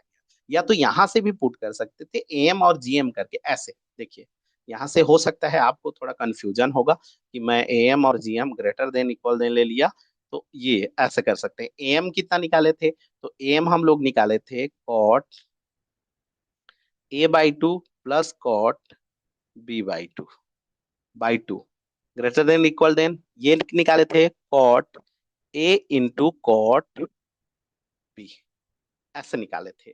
और यहां से हम लोग सॉल्व करके ना ऐसे कर सकते हैं। यहां से भी आप लोग करना चाहेंगे तो कर सकते हैं, हल करेंगे तो वही आएगा। ठीक है, हल करेंगे तो ये इतना आया था, रूट में ये होता है ऐसे करके, तो ये इतना आया था। तो यहाँ से भी अगर हम लोग वैल्यू को पुट करें तो हम लोग सॉल्व कर सकते हैं। दोनों तरफ स्क्वायर कर लीजिए, इसका स्क्वायर कर लीजिए, या तो वैल्यू को पुट कर लीजिए फिर कटाइए। और जैसे मैं यहाँ से कर दिया था, डायरेक्ट यहाँ से किया था तो आ गया था आपके पास। तो यहाँ से भी आप करेंगे ना तो भी आपका आंसर वही आएगा। मतलब इसका जो मिनिमम वैल्यू होगा वो आपका कितना आ जाएगा, रूट, है ना। मतलब रूट 3 इसका क्या हो जाएगा, मिनिमम वैल्यू। तो इसमें देखते हैं ऑप्शन कौन सा सही होगा। ऑप्शन बी हमारा क्या हो जाएगा, सही हो जाएगा, क्योंकि हमको इसका कॉड बी बाई टू का न्यूनतम वैल्यू निकालना था। तो कॉड बी बाई टू का आ गया जी न्यूनतम वैल्यू। आप वैसे कर सकते हैं ना, ट्राई कर लीजिएगा। नहीं बनेगा तो कमेंट कीजिएगा, मैं इसके लिए फिर से एक आध और वीडियो बना के समझा दूंगा। चलिए देखते हैं नेक्स्ट क्वेश्चन। नेक्स्ट क्वेश्चन क्या है, 77 नंबर क्वेश्चन। 77 नंबर क्वेश्चन क्या है, एफ एक्स इक्वल टू दिया है एक्स साइन एक्स और k, x equal to zero, x not equal to zero में कंटिन्यूअस है, एक्स इक्वल टू जीरो पर तो के का वैल्यू मतलब सतत है। तो उस समय के का मान ज्ञात करना है। अब सतत कब हो, तो सतत के लिए क्वालिटी होती है जब L H L equal to R H L equal to f a होता है। मतलब जिस पर फंक्शन का वैल्यू हो वहीं पर एलएचएल और आरएचएल का वैल्यू क्या हो, इक्वल हो, तब जाकर के वो क्या होता है, कंटिन्यूअस होता है। तो बहुत इजी है। एलएचएल को हम लोग ऐसे भी लिखते हैं, limit h tend to zero f zero plus h, नहीं जीरो माइनस एच होता है एलएचएल माने, और limit h tend to zero, इसको जीरो प्लस एच लिखते हैं। ठीक है, इक्वल टू एफ जीरो, मतलब ए जीरो मत लिखना, ए पॉइंट के लिए है तो ए ऐसे होता है। तो चाहेंगे ना तो ऐसे लिमिट एच टेन टू, जब भी एच टर्म्स आ जाता है ना तो एच टेन टू जीरो होता है। तो एच टेन टू जीरो होता है बोल के शॉर्ट लिखना है ना, आपको जल्दी जल्दी बनाना है तो आप ऐसे भी लिख लीजिए, f a minus h equal to f a plus h. अगर ये दोनों बराबर है हाँ तो है, मतलब इसमें याद रखिएगा ना, limit h tend to zero होगा। ये सब में limit h tend to zero होगा, तो यही से कर देते हैं, है ना। तो जीरो से बड़ा जीरो से छोटा के लिए फंक्शन कौन सा है, ये वाला है। और जीरो के लिए क्या है, के है। तो कोई भी एक निकाल लीजिए, तीनों तो बराबर है, पहले से बोल दिया कंटिन्यूअस है, और कंटिन्यूअस पहले से बोल दिया मतलब चेक करना ही नहीं है। एफ जीरो पर क्या है, के है, तो एफ जीरो प्लस एच निकालो। है ना। लिमिट एक्चुअल में h टेन टू जीरो वाला जीरो प्लस एच है, मतलब RHL बोल रहा हूँ। तो यहाँ पर रख लो फंक्शन में, तो यहाँ पर क्या हो जाएगा, जीरो प्लस एच, एच की जगह में जीरो, एक्स की जगह में जीरो प्लस एच रखेंगे, साइन एक्स की जगह में रखेंगे जीरो प्लस एच, और सामने में क्या हो जाएगा, लिमिट एच टेन टू क्या हो गया, जीरो। अब यहाँ पर सॉल्व करेंगे तो यहाँ पर क्या हो जाएगा, limit h tend to zero, ये हो गया एच साइन एच आया।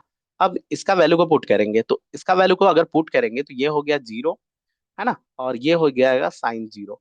साइन जीरो का वैल्यू जीरो, मतलब जीरो इंटू जीरो आ गया, या फिर आप एक ऐसे कर सकते हैं, यहाँ पर क्या करेंगे, एच साइन को हटाने की कोशिश करेंगे तो एच बाई एच लीजिए, इंटू एच ले लीजिए, तो इसका वैल्यू क्या आ गया, वन आ गया। तो फाइनली क्या बना, लिमिट नहीं हटा, है ना, h tend to zero h square हो जाएगा। एच स्क्वायर का वैल्यू रख दीजिए जीरो, या तो पहले ही जीरो रखिए तो भी चल जाएगा, क्योंकि ये तो हल होने वाला है नहीं, तो सीधा रख सकते हैं जीरो। तो इसका वैल्यू कितना आया, जीरो। तो हमको तो एक चीज पता चल गया, f zero equal to f zero plus h ही तो होगा।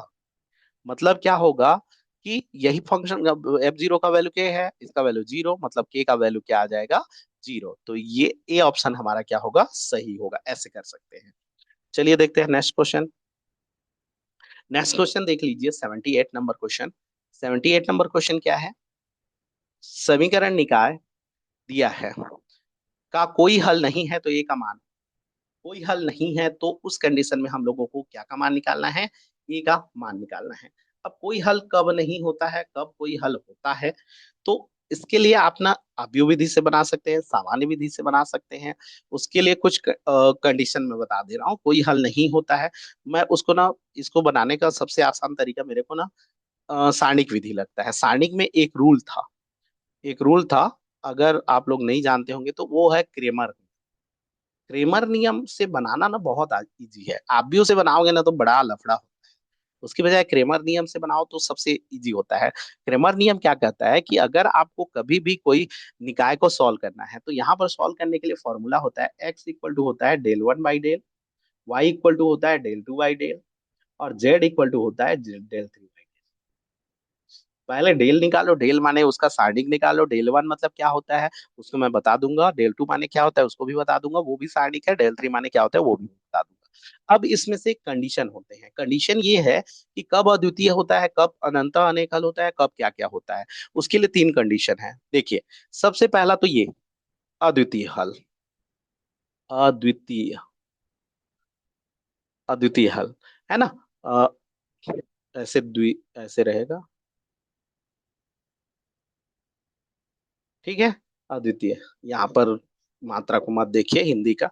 तो यहाँ देख लीजिए अद्वितीय हल, अद्वितीय हल के लिए क्या होता है कि del not equal to zero होना चाहिए, और del one, del two, del three में से किसी भी एक का जीरो नहीं होना चाहिए, किसी भी एक का जीरो नहीं होना चाहिए। सारे जीरो हो तो नहीं चलेगा ना, मतलब कोई भी एक अगर जीरो ना हो तब जाकर के वो अद्वितीय हल होता है, ठीक है।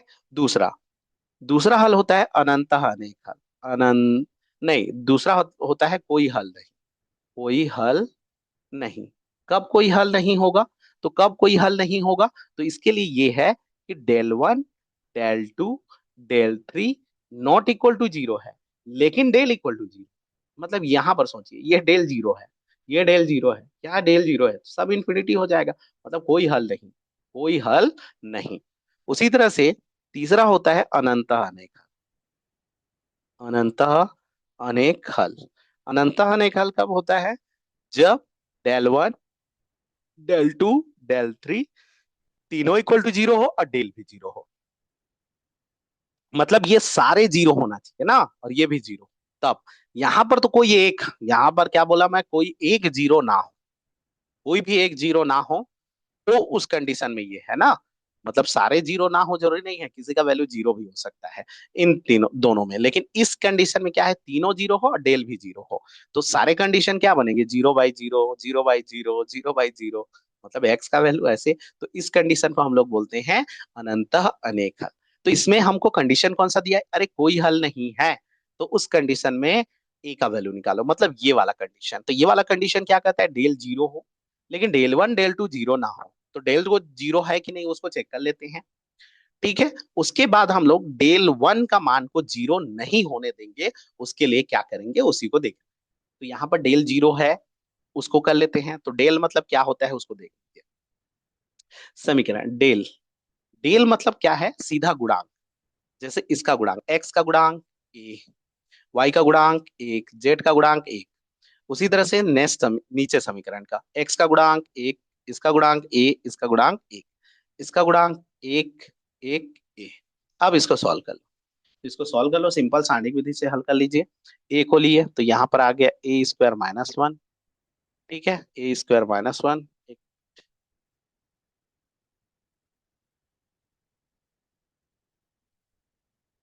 सॉल्व कर लीजिएगा। ए को लेंगे तो यहाँ पर हो जाएगा ए स्क्वायर माइनस वन। फिर माइनस वन को लेंगे, इसको छोड़ो तो ये हो जाएगा ए माइनस वन। और प्लस वन लेंगे तो यहाँ पर हो जाएगा ये छोड़ो ये छोड़ो, क्या हो गया? वन माइनस ए। ठीक है, अब इक्वल टू क्या लेना है? जीरो, क्योंकि ये तो जीरो होना चाहिए ना, तभी तो होगा कंडीशन। चलो ले लेते हैं डेल इक्वल टू जीरो ना, सीधा जीरो कर देता हूँ। अब सॉल्व कर लेता हूँ, तो तीनों में देख लीजिए ए स्क्वायर माइनस वन है, तो अगर मैं इसको चाहेंगे तो किसी को लग रहा है कि अब मैं इसको ए प्लस वन ए माइनस वन लिख सकता हूँ? बिल्कुल लिख सकता हूँ। तो देखिए तीनों में क्या कॉमन आएगा? ए माइनस वन कॉमन आ जाएगा इसमें। वन माइनस ए है तो उसमें मैं कर लेता हूँ, कोई दिक्कत नहीं है। ए माइनस वन कॉमन, तो यहाँ पर बचा ए प्लस वन। थोड़ा शॉर्ट कर रहा हूँ ना, माइनस वन, यहाँ पर भी minus one. Minus one common लेंगे तब जाकर के कॉमन आएगा, इक्वल टू क्या आया? जीरो। या तो इसके इक्वल टू जीरो, इसके इक्वल टू जीरो, तो ए का मान एक तो वन आ गया। दूसरा आ गया, इसको देख लेते हैं। इसको सॉल्व करेंगे तो यहाँ पर क्या हो गया? इसको सॉल्व कर लीजिए तो ये हो जाएगा a square plus a minus two equal to क्या आया? जीरो। ठीक है, a square plus a minus two equal to क्या आ गया? जीरो। इसको फैक्टर कर लीजिए, अलग अलग कर लेंगे तो इसमें क्या आ जाएगा? इसको अगर सॉल्व करेंगे, ए स्क्वायर माइनस ए, हाँ, इक्वल टू जीरो। तो यहाँ पर देख लीजिए क्या रखने पर जीरो हो रहा है? वन रखने पर हो रहा है। और कोई रखने पर हो रहा है क्या? एक मिनट, और कोई वैल्यू रखने पर हो रहा है क्या? इसका फैक्टर कर लीजिए, मल्टीप्लाई करेंगे तो दो आएगा, और गुणा करेंगे तो एक आना चाहिए, आ जाएगा एक बटा दो। सॉल्व करेंगे तो एक तो ऐसे कर सकते हैं, इसमें हो जाएगा, क्योंकि इसको हल करेंगे तो ऐसे ले सकते हैं ए स्क्वायर और plus two a minus a minus two equal to zero, ऐसे फैक्टराइजेशन कर सकते हैं। दो एक कम दो, ऋण दो आ जाएगा, और ये इतना आ जाएगा। हल कर लीजिए। इसको हल कर लेता हूँ मैं, ऊपर में कर लेता हूँ, तो यहाँ पर आ गया a common a plus two, यहाँ पर minus one common a plus two equal to zero. Finally ये आया a plus two equal to zero और a minus one equal to zero. वो तो पहले ही कर चुके थे, तो a equal to minus two आया और ए इक्वल टू वन आया। अब देखिए दो कंडीशन बन गई, यहाँ पर ए इक्वल टू वन भी आ गया, माइनस टू भी आ गया। अगर एक ही आता तो चलो टिक भी लगा लेते, तो क्या दोनों सही है? तो दोनों को चेक करते हैं कि एक सही है, क्योंकि ऑप्शन में बहुत सारा दिया है। एक है कि माइनस दो नहीं है, ऐसे खाली बोला है, और इसमें बोला है माइनस दो या एक है, या तो माइनस दो है, तो कौन सा है उसको देखते हैं। तो इसके लिए क्या करेंगे? डेल वन निकाल लेते हैं। डेल वन कैसे करते हैं, यही पर बना दे रहा हूँ। डेल वन, डेल वन करने के लिए क्या करते हैं? ये जो दिया है पहला कॉलम, इस पहला कॉलम को रिप्लेस करके यहां से रिप्लेस करते हैं। डेल टू निकालना है, ये जो दूसरा कॉलम है उसको इससे रिप्लेस करते हैं, है ना। और अगर डेल थ्री निकालना है तो इस कॉलम को इससे रिप्लेस करते हैं। तो हमको जो चाहिए वन, तो वन चाहिए तो वन को रिप्लेस करो, तो यहाँ पर ए माइनस वन, ए माइनस वन, ए माइनस वन हो जाएगा। ये हो गया वन ए वन, और वन वन ए आया। पहली बात तो एक को चेक करना नहीं पड़ेगा, ए इक्वल टू वन को, ए इक्वल टू वन रखोगे तो ये पूरा जीरो आ जाएगा। ए इक्वल टू वन रखोगे तो क्या आ जाएगा? जीरो आएगा। ए इक्वल टू वन रखेंगे तो क्या आ जाएगा? जीरो। तो इसमें बोला है कोई हल नहीं ना, तो जीरो के लिए कोई हल नहीं, ऐसा हो ही नहीं सकता। ये तो जीरो आया और वो भी जीरो आ गया, मतलब यहाँ पर कौन सा कंडीशन बन गया? अनंत अनेक हल वाला कंडीशन बन गया है। ठीक है, वो वाला कंडीशन बन गया। उसी तरह से अगर माइनस टू को चेक करते हैं, क्या को चेक करें? माइनस टू को चेक करें ना, माइनस टू को। तो माइनस टू को अगर चेक करेंगे तो देखते हैं माइनस टू के लिए क्या होता है। एक मिनट। ठीक है, माइनस टू को चेक करते हैं। Del one equal to zero, ये तो अनंत अनेक हल का कंडीशन बन जा रहा है, अनंत अनेक हल वाला हो रहा है। ठीक है, और माइनस टू को चेक करते हैं, तो माइनस टू को अगर रखेंगे, है ना, वहीं पर डेल वन निकालेंगे ना, जीरो नहीं आना चाहिए। तो ये minus three, minus three, minus three, और वन, माइनस टू, और one one one minus two. Solve करते हैं तो इसको अगर सॉल्व करेंगे तो -3 तो कॉमन ले सकते हैं। यहाँ पर आया 1 1 1, 1 - 2 1, 1 1 -2। सॉल्व कर लेते हैं तो यहाँ पर अगर मैं इसको सॉल्व कर लूँ -3, तो यहाँ पर मैं सॉल्व करता हूँ, 1 को लिया, ये हो जाएगा +4 -1, और -1 को लिया तो मैं सॉल्व कर रहा हूँ, आप लोग सॉल्व कर लीजिएगा। 1 +2, और फिर +1 को लिया तो यहाँ पर ये छूटा, 1 +2 बना ना। इसको छोड़ेंगे तो ये नहीं नहीं, ये बीच वाला अलग बना जी। इसको छोड़ूंगा तो -2 -1, ये वाला -2 - 1 होगा। ठीक है, अब सॉल्व करेंगे तो यहाँ पर बचा 3, यहाँ पर हो गया +3, यहाँ पर +3, मतलब जीरो नहीं, मतलब जीरो नहीं हो रहा है। तो डेल 1 जो है नॉट इक्वल टू जीरो है जब ए इक्वल टू -2 है। ए इक्वल टू क्या है, -2, तो मतलब दोनों हल तो नहीं हो सकता, -2 ही हमारा क्या होगा, सही, मतलब ऑप्शन डी ही क्या होगा, सही। मैं कॉन्सेप्ट समझा दिया हूँ, आपको बनाना है, इस तरह से आप बना सकते हैं। देख लीजिए, आपको कभी भी समीकरण निकाय को हल करना है तो ये बेस्ट रूल है, सबसे बेस्ट रूल ये होता है, क्रेमर नियम फटाक से बनता है ना। यहाँ से बनाएंगे ना तो सबसे बेस्ट बनता है, XYZ तीनों का वैल्यू निकाल लो। ऐसे डेल 1 कैसे निकाल, देखो डेल, डेल बताया, डेल मतलब इतने का गुणा, डेल 1 मतलब क्या होता है, 1 वाले कॉलम को इससे रिप्लेस करना है। डेल 2 मतलब क्या होता है, 2 वाले कॉलम को इससे रिप्लेस करना है। डेल 3 माने क्या होता है, तीसरे कॉलम को इससे रिप्लेस करना है। फिर सॉल्व कर देना है, ठीक है, फिर कर देना है सॉल्व, तो ये आ जाएगा। ठीक है, चलिए देखते हैं नेक्स्ट क्वेश्चन। चलिए देखते हैं नेक्स्ट क्वेश्चन। नेक्स्ट क्वेश्चन क्या है,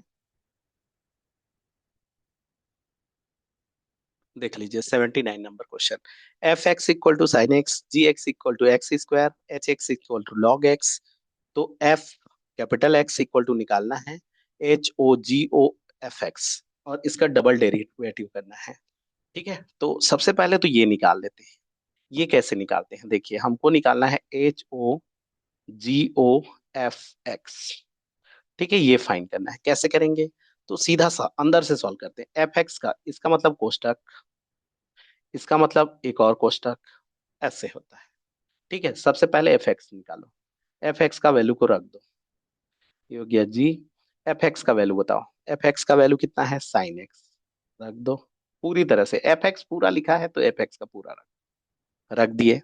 अब यहाँ पर जी साइन एक्स आया, जी साइन एक्स मतलब जैसे G2 होता है, तो G2 मतलब जी वाले फंक्शन में 2 रखना है, जी वाले फंक्शन में x का वैल्यू 2 रखना है।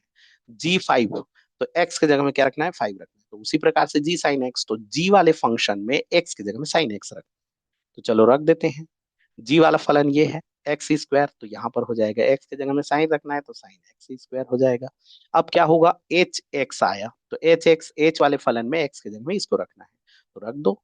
ये हो गया HX, यहाँ पर रखेंगे तो यहाँ पर है log e, और ये हो जाएगा sin²x, स्क्वायर सामने आ जाएगा, 2 log क्या हो जाएगा, e sin x आ गया। ठीक है, चलिए देखते हैं।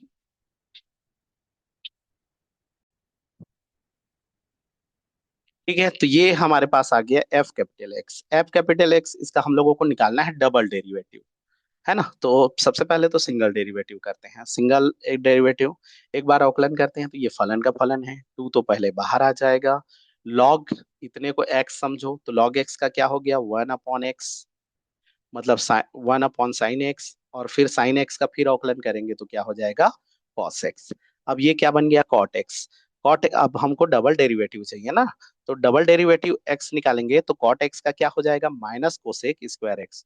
तो 2 - cosec² क्या हो जाएगा, x, मतलब ऑप्शन नंबर सी सही होगा। देख लीजिए, 2 - 2 cosec²x, ऑप्शन सी होगा इसका सही। बहुत इजी था ये, बस ये आपको जानना है। ओ का मतलब कोष्टक होता है, और फंक्शन में कैसे वैल्यू रखते हैं वो पुट करते आना चाहिए, जैसे G2 G5 कैसे ही निकालते हैं, F9 H2। अगर मेरे को H2 निकालना है तो H वाले फंक्शन में x की जगह में 2 रखना है, तो वैसे ही बनते जाएगा, उस तरह से रखते जाना है, आपका आते जाएगा। चलिए देखते हैं नेक्स्ट क्वेश्चन। 80 नंबर क्वेश्चन देख लीजिए क्या है। X cos theta equal to y cos, जो भी दिया है, और इक्वल टू जेड दिया है। 1/x + 1/y + 1/z का मान निकालना है, मतलब 1/, निकालना है। तो ऐसे कर लेता हूं मैं, इन तीनों के इक्वल टू के मान लेता हूँ। इन तीनों के इक्वल टू क्या मान लिया, के मान लिया। और के करके ऐसे कर लेता हूँ, एक्स को इधर ले आता हूँ, तो एक्स को, इसको और इसको दोनों को लूं, तो यहां पर हो जाएगा x cos theta equal to k. तो यहां पर क्या हो जाएगा, के को इधर लाओ, एक्स को इधर लाओ, तो 1/x equal to cos theta by k हो जाएगा। ठीक है, उसी तरह से 1/y कितना निकलेगा, 1/y इक्वल टू हो जाएगा cos theta plus 2 pi by 3 by k हो जाएगा। उसी तरह से 1/z इक्वल टू क्या हो जाएगा, cos theta plus 4 pi by 3 by क्या हो जाएगा, के हो जाएगा। के ले लो, इसके इक्वल टू के ले लो, इसके इक्वल टू, तीनों तो इक्वल है ना। अब तीनों को हमको वैल्यू आ गया, तीनों को जोड़ देना है। हमको निकालना क्या है, 1/x 1/y प्लस 1/z। चलो तीनों को रख देता हूँ, के को कॉमन ले लो, तीनों में 1/k कॉमन आ गया। तो यहाँ पर बचा कॉस थीटा प्लस बचा cos theta plus 2 pi by 3 plus आया cos theta plus 4 pi by 3। ठीक है, यहाँ पर रूल लगाते हैं कॉस सी प्लस डी का, यहाँ ले लेते हैं कॉस सी प्लस डी ले लेते हैं, तो यहाँ पर आ गया 1/k। Cos C plus D का सूत्र क्या होता है, cos C plus cos D. तो दोनों कॉस है, सी प्लस प्लस है तो दोनों कॉस होगा, कॉस क्या हो जाता है c+d/2, और कॉस होता है c-d/2। तो यहाँ पर क्या करेंगे, यहाँ हो गया कॉस थीटा, यहाँ पर अगर मैं लूं तो ये हो जाएगा 2c+d/2, मतलब दोनों को प्लस करो, ऐड करो, तो थीटा थीटा कितना हो गया, 2 थीटा। ठीक है, कॉस कितना हो जाएगा, 2 थीटा, प्लस इन दोनों को जोड़ो, तो ये हो जाएगा, हर समान है 6 पाई बाई 2, और 6 पाई बाई 2 को जोड़ेंगे तो ये हो जाएगा 2 पाई। ठीक है, और बाई क्या हो गया 2, ये इतना भी है, क्योंकि हाँ, कॉस c+d/2 ना, तो पहले तो दोनों को जोड़ा। ठीक है, उसी तरह से घटाओ, घटाएंगे तो ऐसे करो, इसको सी मानो, इसको डी मानो, ये बड़ा है। तो यहाँ पर क्या हो जाएगा, कॉस थीटा थीटा तो कैंसल आउट, 4 पाई बाई 3 में 2 पाई बाई 3 कटेगा, तो 2 पाई बाई 3 कटेगा, तो मतलब कि क्या बचेगा, 2 पाई बाई 3। तो यहाँ पर हो जाएगा बाई 2, मतलब 4 पाई बाई 3 हो जाएगा, 4 पाई बाई कितना हो जाएगा 3। सही बोला कि अलग, गलत बोला, एक मिनट, इतना ही होगा। हाँ होगा, 4 पाई बाई 3 होगा। देख लीजिए तो, theta plus 4 pi by 3 minus क्या हो जाएगा, theta minus 2 pi by 3, theta theta cancel out, 2 pi by 3, और बाई 2 होता है ना, बाई 2 मतलब कि, अच्छा 2 2 भी कैंसिल, 2 2, इसको सॉल्व करेंगे तो ये 2 पाई बाई 3 और बाई 2, तो ये 2 तो नीचे, मतलब पाई बाई 3, सॉरी ये आ गया पाई बाई 3, ये ओनली पाई बाई 3 बचेगा। और कॉस पाई बाई 3 का वैल्यू क्या होता है, 1/2, सीधा सा रखो 1/2, 2 2 भी कैंसल आउट। सॉल्व करते हैं, इसमें दो कॉमन आके कट गया, तो यहाँ पर आ गया 1/k कॉस थीटा प्लस हो गया कॉस पाई प्लस थीटा। ठीक है, अब देखो कॉस पाई प्लस थीटा क्या होता है, तो यहाँ पर ले लेते हैं, पाई है तो कॉस का कॉस रहेगा, और थीटा लिख देंगे। ये कौन से चतुर्थांश में आता है, तृतीय। तृतीय में तो 10 पॉजिटिव होता है, कॉस नेगेटिव, तो ये हो गया माइनस कॉस थीटा। दोनों क्या हो गया, जीरो, मतलब फाइनली आंसर क्या आ गया, जीरो। तो इसका आंसर क्या हो गया, जीरो, मतलब ऑप्शन सी इसका क्या होगा, सही। चलिए देखते हैं next question, 81 number question. 81 number question देख लीजिए, 81 नंबर क्वेश्चन ना। चलिए 81 नंबर क्वेश्चन देख लीजिए, क्या है, एच पी तथा क्यू के बीच हरात्मक माध्य है, तो इसका मान ज्ञात करो। है ना, हरात्मक माध्य है, तो हरात्मक माध्य का फॉर्मूला होता है हमारे पास। ठीक है, देखो हरात्मक माध्य का फॉर्मूला क्या होता है, बहुत लोगों को नहीं पता, तो मान लेते हैं ऐसे, ए और बी और सी जो है वो एचपी में है, तो ये इसका मीन है, ये एचएम है, हार्मोनिक मीन है। ठीक है, तो इसको एपी में कन्वर्ट करो, तो 1/A 1/B 1/C, ये हो जाएगा एपी। तो इसका एम ये है, 1/B equal to 1/A plus 1/C by क्या होता है 2, सॉल्व कर दो। हमको बी चाहिए, बी क्या होता है, ये एच एम है इसका, है ना, 1/B एपी में है, तो इसको सॉल्व करेंगे तो ये ऐसे आ जाएगा, A+C/2AC। ठीक है, ये 1/B का वैल्यू, तो बी का वैल्यू 2AC/A+C। ठीक है, तो अगर हम लोग किसी का भी हार्मोनिक मीन निकाले ना, ये ऐसा होता है। यहाँ पर क्या है, मान लो 3 और 5 का मेरे को निकालना है, तो ए का वैल्यू 3 और बी का सी का वैल्यू क्या है 5, इस तरह से मीन निकल जाता है। तो यहाँ पर पी और क्यू दिया है, पी और क्या दिया है क्यू, तो पी और क्यू दिया है तो एच इक्वल टू क्या हो जाएगा 2 PQ बाई क्या हो जाएगा P+Q। बहुत इजी है क्वेश्चन ये। ठीक है, तो इसको सॉल्व करना है, तो यहाँ पर सॉल्व करने का तरीका क्या है, एच कॉमन ले लो, ये हो जाएगा 1/P+1/Q। हमको इसका वैल्यू निकालना है ना, तो यहाँ पर एच का वैल्यू 2 PQ बाई क्या हो गया P+Q। इसको सॉल्व करो P+Q बाई क्या हो गया P×Q। ये प्लस प्लस उड़ा दो, इसको उड़ा दो, फाइनली क्या आया 2। मतलब ऑप्शन ए हमारा क्या हो जाएगा इसका सही होगा। ठीक है, सीधा सा 2 लाइन में उड़ा सकते थे, इसको ज्यादा सोचने की जरूरत नहीं थी, आराम से कर सकते हैं। ऑप्शन ये ए क्या होगा सही होगा। चलिए देखते हैं नेक्स्ट क्वेश्चन। नेक्स्ट क्वेश्चन क्या बोला है, न्यूटन रैप्सन विधि से वर्गमूल 2 का मान ज्ञात कीजिए 3 स्थानों तक। अब देखिए दशमलव के 3 स्थानों तक आपको वर्गमूल निकालना है, वो भी कौन सी विधि से, न्यूटन रैप्सन, तो ये भी हार्ड है। अगर इस विधि के थ्रू निकालेंगे तो आपको बहुत दिक्कत होगा। न्यूटन रैप्सन विधि से निकालेंगे तो दिक्कत होगा, तो उसके बजाय सिंपल निकालो ना, वर्गमूल 12 का मान निकालो तो कितना आता है। क्योंकि न्यूटन रैप्सन विधि जो होता है बहुत करीब तक सही मान को देता है।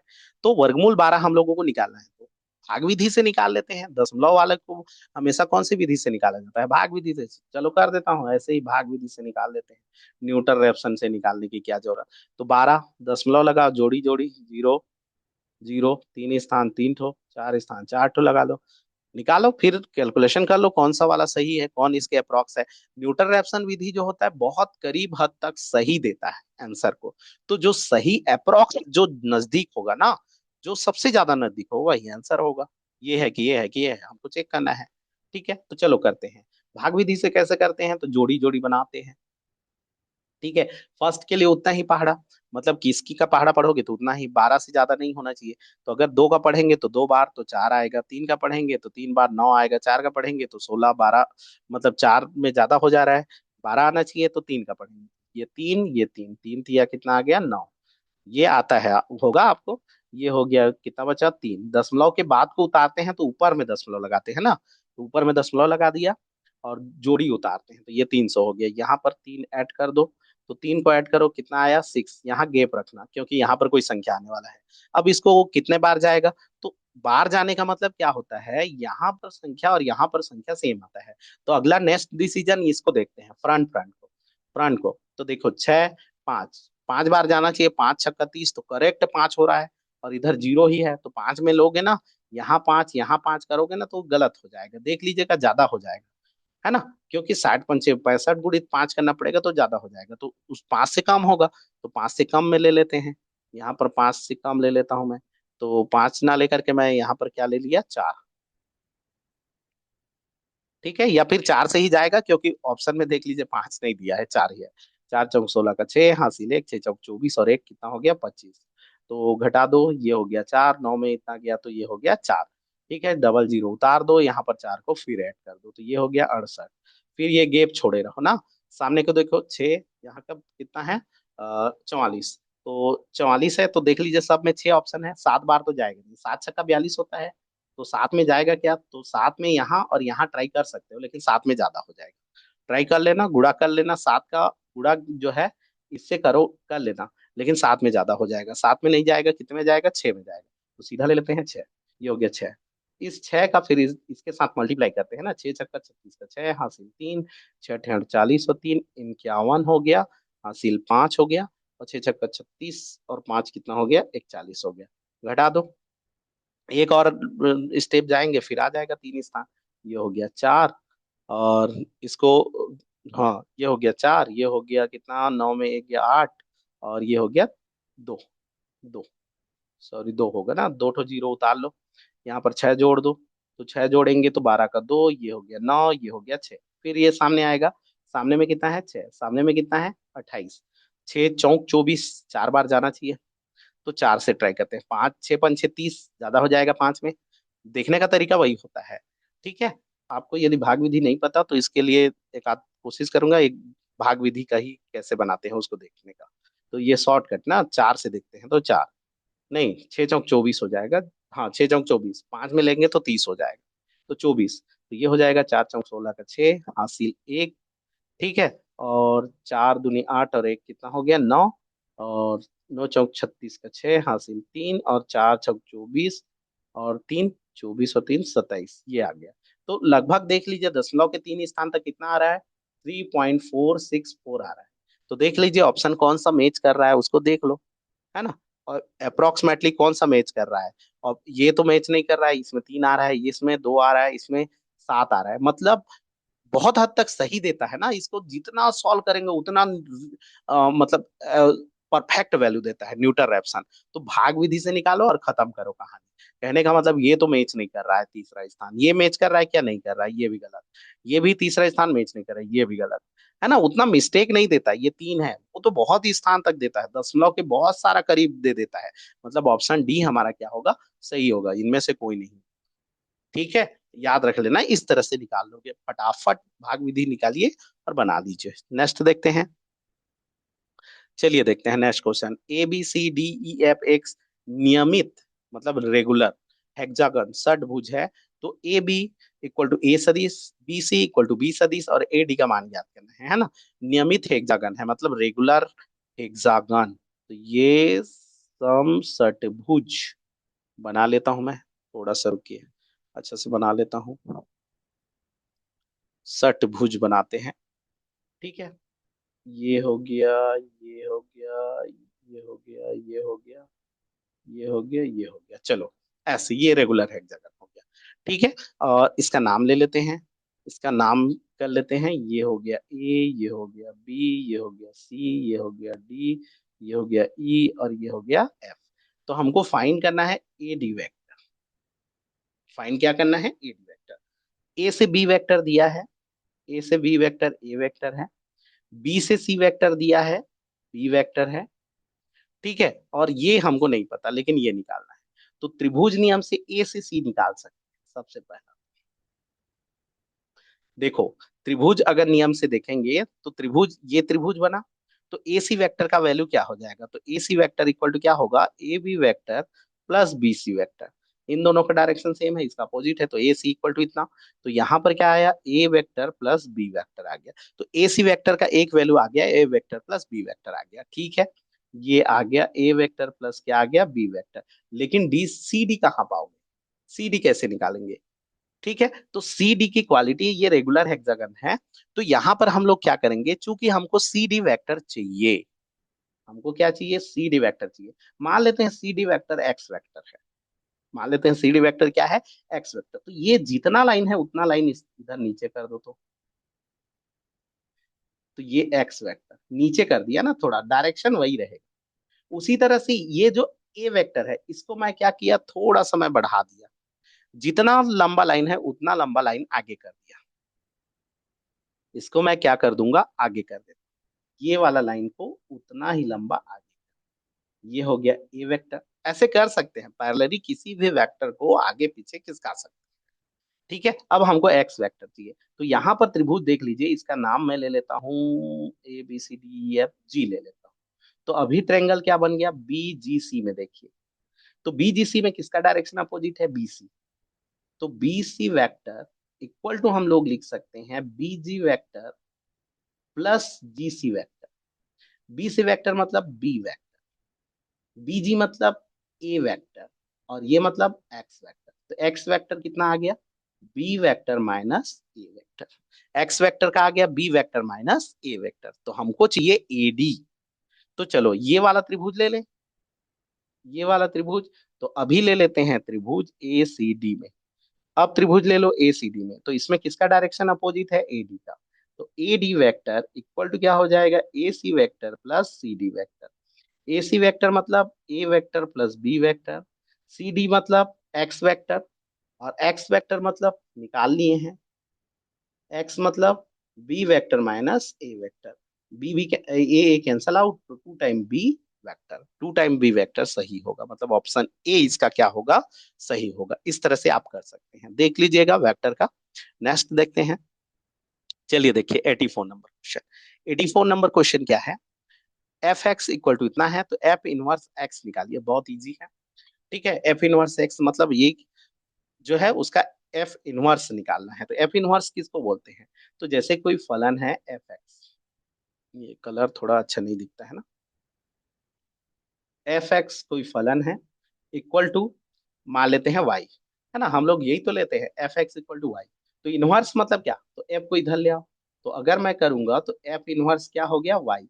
मतलब जो एक्स का वैल्यू होता है वही एफ इनवर्स वाई होता है, जो एक्स का वैल्यू होता है वही एफ इनवर्स क्या होता है? वाई। यहाँ पर देख लीजिए, ठीक है, एफ का वैल्यू क्या होता है? एफ इनवर्स वाई होता है, मतलब एक्स का वैल्यू। अब कैसे निकालेंगे? तो यहाँ पर फलन है हमारे पास एफ एक्स इक्वल टू क्या दिया है? 3x-5।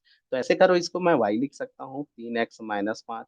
ठीक है, तो यहाँ से एक्स का वैल्यू निकालो, y+5 इक्वल टू 3x। तो एक्स का वैल्यू कितना आ जाएगा? y+5 बाई कितना हो गया? 3। ठीक है, अब एक्स का वैल्यू ही एफ इनवर्स, क्या का मान है ये? देख लो, समीकरण एक इसको मानो, इसको समीकरण दो। तो एक व दो से देख लो, लेफ्ट साइड बराबर राइट साइड बराबर कर दो। तो y+5/3 इक्वल टू क्या आया? F inverse y। चूंकि मेरे को x चाहिए तो ऐसे कर लो, y की जगह में x पुट कर दो, तो यहाँ पर हो जाएगा x+5/3 equal to F inverse क्या हो गया? x। तो एफ इनवर्स x का वैल्यू कितना आया? x+5/3, मतलब ऑप्शन डी करेक्ट। बहुत इजी। चलिए देखते हैं नेक्स्ट क्वेश्चन। देखते हैं नेक्स्ट क्वेश्चन। m के किस मान के लिए अ, वक्र जो दिया है वो परिबद्ध क्षेत्रफल 9/2 है?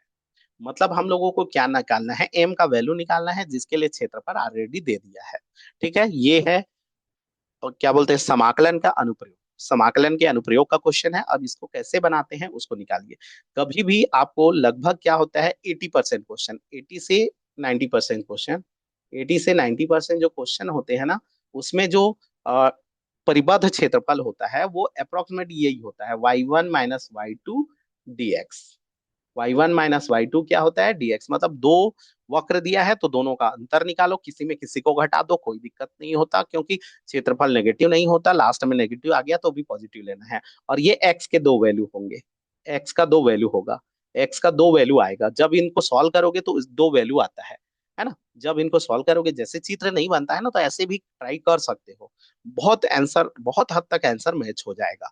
हालांकि इसका मैं पूरी डिटेल से बता दूंगा, कोई दिक्कत नहीं है, लेकिन अगर आपको नहीं पता कि कैसे बनाना है, कभी कभी क्या होता है डायग्राम बनाना नहीं आता, तो सीधा सा फंडा यही लगाओ, दोनों को पहले सॉल्व करो, एक्स का वैल्यू निकालो। तो चलो दोनों को पहले तो इक्वेशन को लिख लेता हूँ। इक्वेशन क्या क्या है देखिए, y इक्वल टू है x - x² और y इक्वल टू है mx।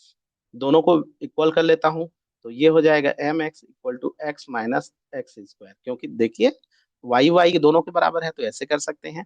अब सॉल्व कर लेते हैं, हमको x निकालना है ना, तो इसको इधर ले आओ, तो x² + mx - x equal to 0। x common ले लो, हाँ x कॉमन ले लो, तो यहाँ पर हो जाएगा x प्लस यहाँ पर हो जाएगा m - 1 इक्वल टू क्या हो गया? 0। फाइनली क्या आया? x का वैल्यू 0 आया, और x का वैल्यू एक तो आएगा -m - 1। मतलब क्या हो जाएगा? x का वैल्यू 1 - तो 0 से लेकर 1 - m तक हमको समाकलन करना है, सीधा फंडा, 0 से लेकर इतना तक। चित्र नहीं बनाता हूं तो भी ये बना दूंगा, देखिएगा, है ना। बाकी इसका चित्र मैं बना के भी बताऊंगा कि कैसे बनता है। ठीक है, किसी को किसी में ये वाला को 1 मानो, इसको 2 मान लो, किसी को भी 1 2 मान सकते हो, क्योंकि क्षेत्रफल जो होता है वो नेगेटिव होता नहीं है। तो किसी को किसी में घटा देने से कोई फर्क नहीं पड़ता, लास्ट में नेगेटिव पॉजिटिव ही आएगा। ठीक है, मतलब 9 में से 5 घटाओ तो 4 आया, 5 में से 9 घटाओ तो -4 आया। आंसर तो 4 ही लेना है हमको, क्योंकि नेगेटिव तो होता नहीं है। तो इस तरह से भी कर सकते हैं, मान लो नेगेटिव आ गया तो भी हमको यहाँ पूरा वो थोड़ी बनाना है, हमको तो चाहिए आंसर से मतलब है ऑप्शन कौन सा है। तो करते हैं। तो इसके लिए क्या कर लेता हूं मैं, अभिष्ट क्षेत्रफल ये कर लिया, 0 से लेकर यहाँ तक 1 - m तक, y1 - y2 dx, y1 - y2 क्या हो गया? dx। अब y1 y2 का वैल्यू रखो और दोनों का समाकलन कर दो। अलग अलग समाकलन भी कर सकते हो, सेम से दोनों को एक साथ रख के भी समाकलन कर सकते हो। तो चलो मैं अलग अलग रख के समाकलन कर देता हूँ।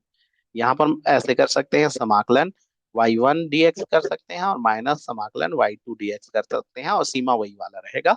ठीक है, सीमा को नहीं लिख रहा हूँ बार बार, रखना है। तो यहाँ पर हो जाएगा समाकलन, हमारे पास क्या है, 0 से लेकर 1 - m तक, और किसका? mx का, माइनस समाकलन 0 से 1 - m का, x minus x dx dx x के रिस्पेक्ट में, इसका समाकलन m बाहर आ गया, एक्स का x² 2। ठीक है, दोनों का एक साथ करते तो भी बन जाता है, ऐसे करेंगे तो भी बन जाएगा।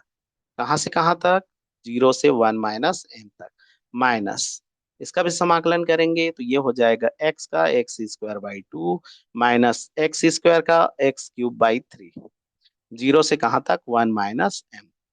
जीरो रखेंगे जीरो हो जाएगा, ऊपर को ही रखना पड़ेगा, तो यहाँ पर फाइनली ये आया m, है ना।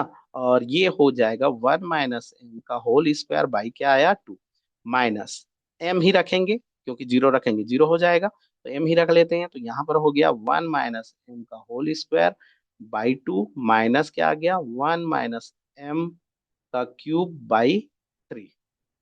ये हो गया। ठीक है, अब इसमें से हमको निकालना क्या है, ऑप्शन चेक, सीधा सा फंडा है, ऑप्शन चेक करो। 9/2 आना चाहिए, इसमें ऑप्शन में 9/2 आ रहा है इतना। तो चलिए चेक करते हैं, सबसे पहला किसी भी ऑप्शन को उठाते हैं और वैल्यू को पुट करते हैं, रखते हैं सीधा, देखते जाते हैं। तो जैसे फर्स्ट ऑप्शन के लिए, है ना, चेक करता हूँ मैं, -4 पुट करता हूँ, तो -4, ये -4 पुट करूंगा तो ये हो जाएगा हमारे पास -4 हो गया।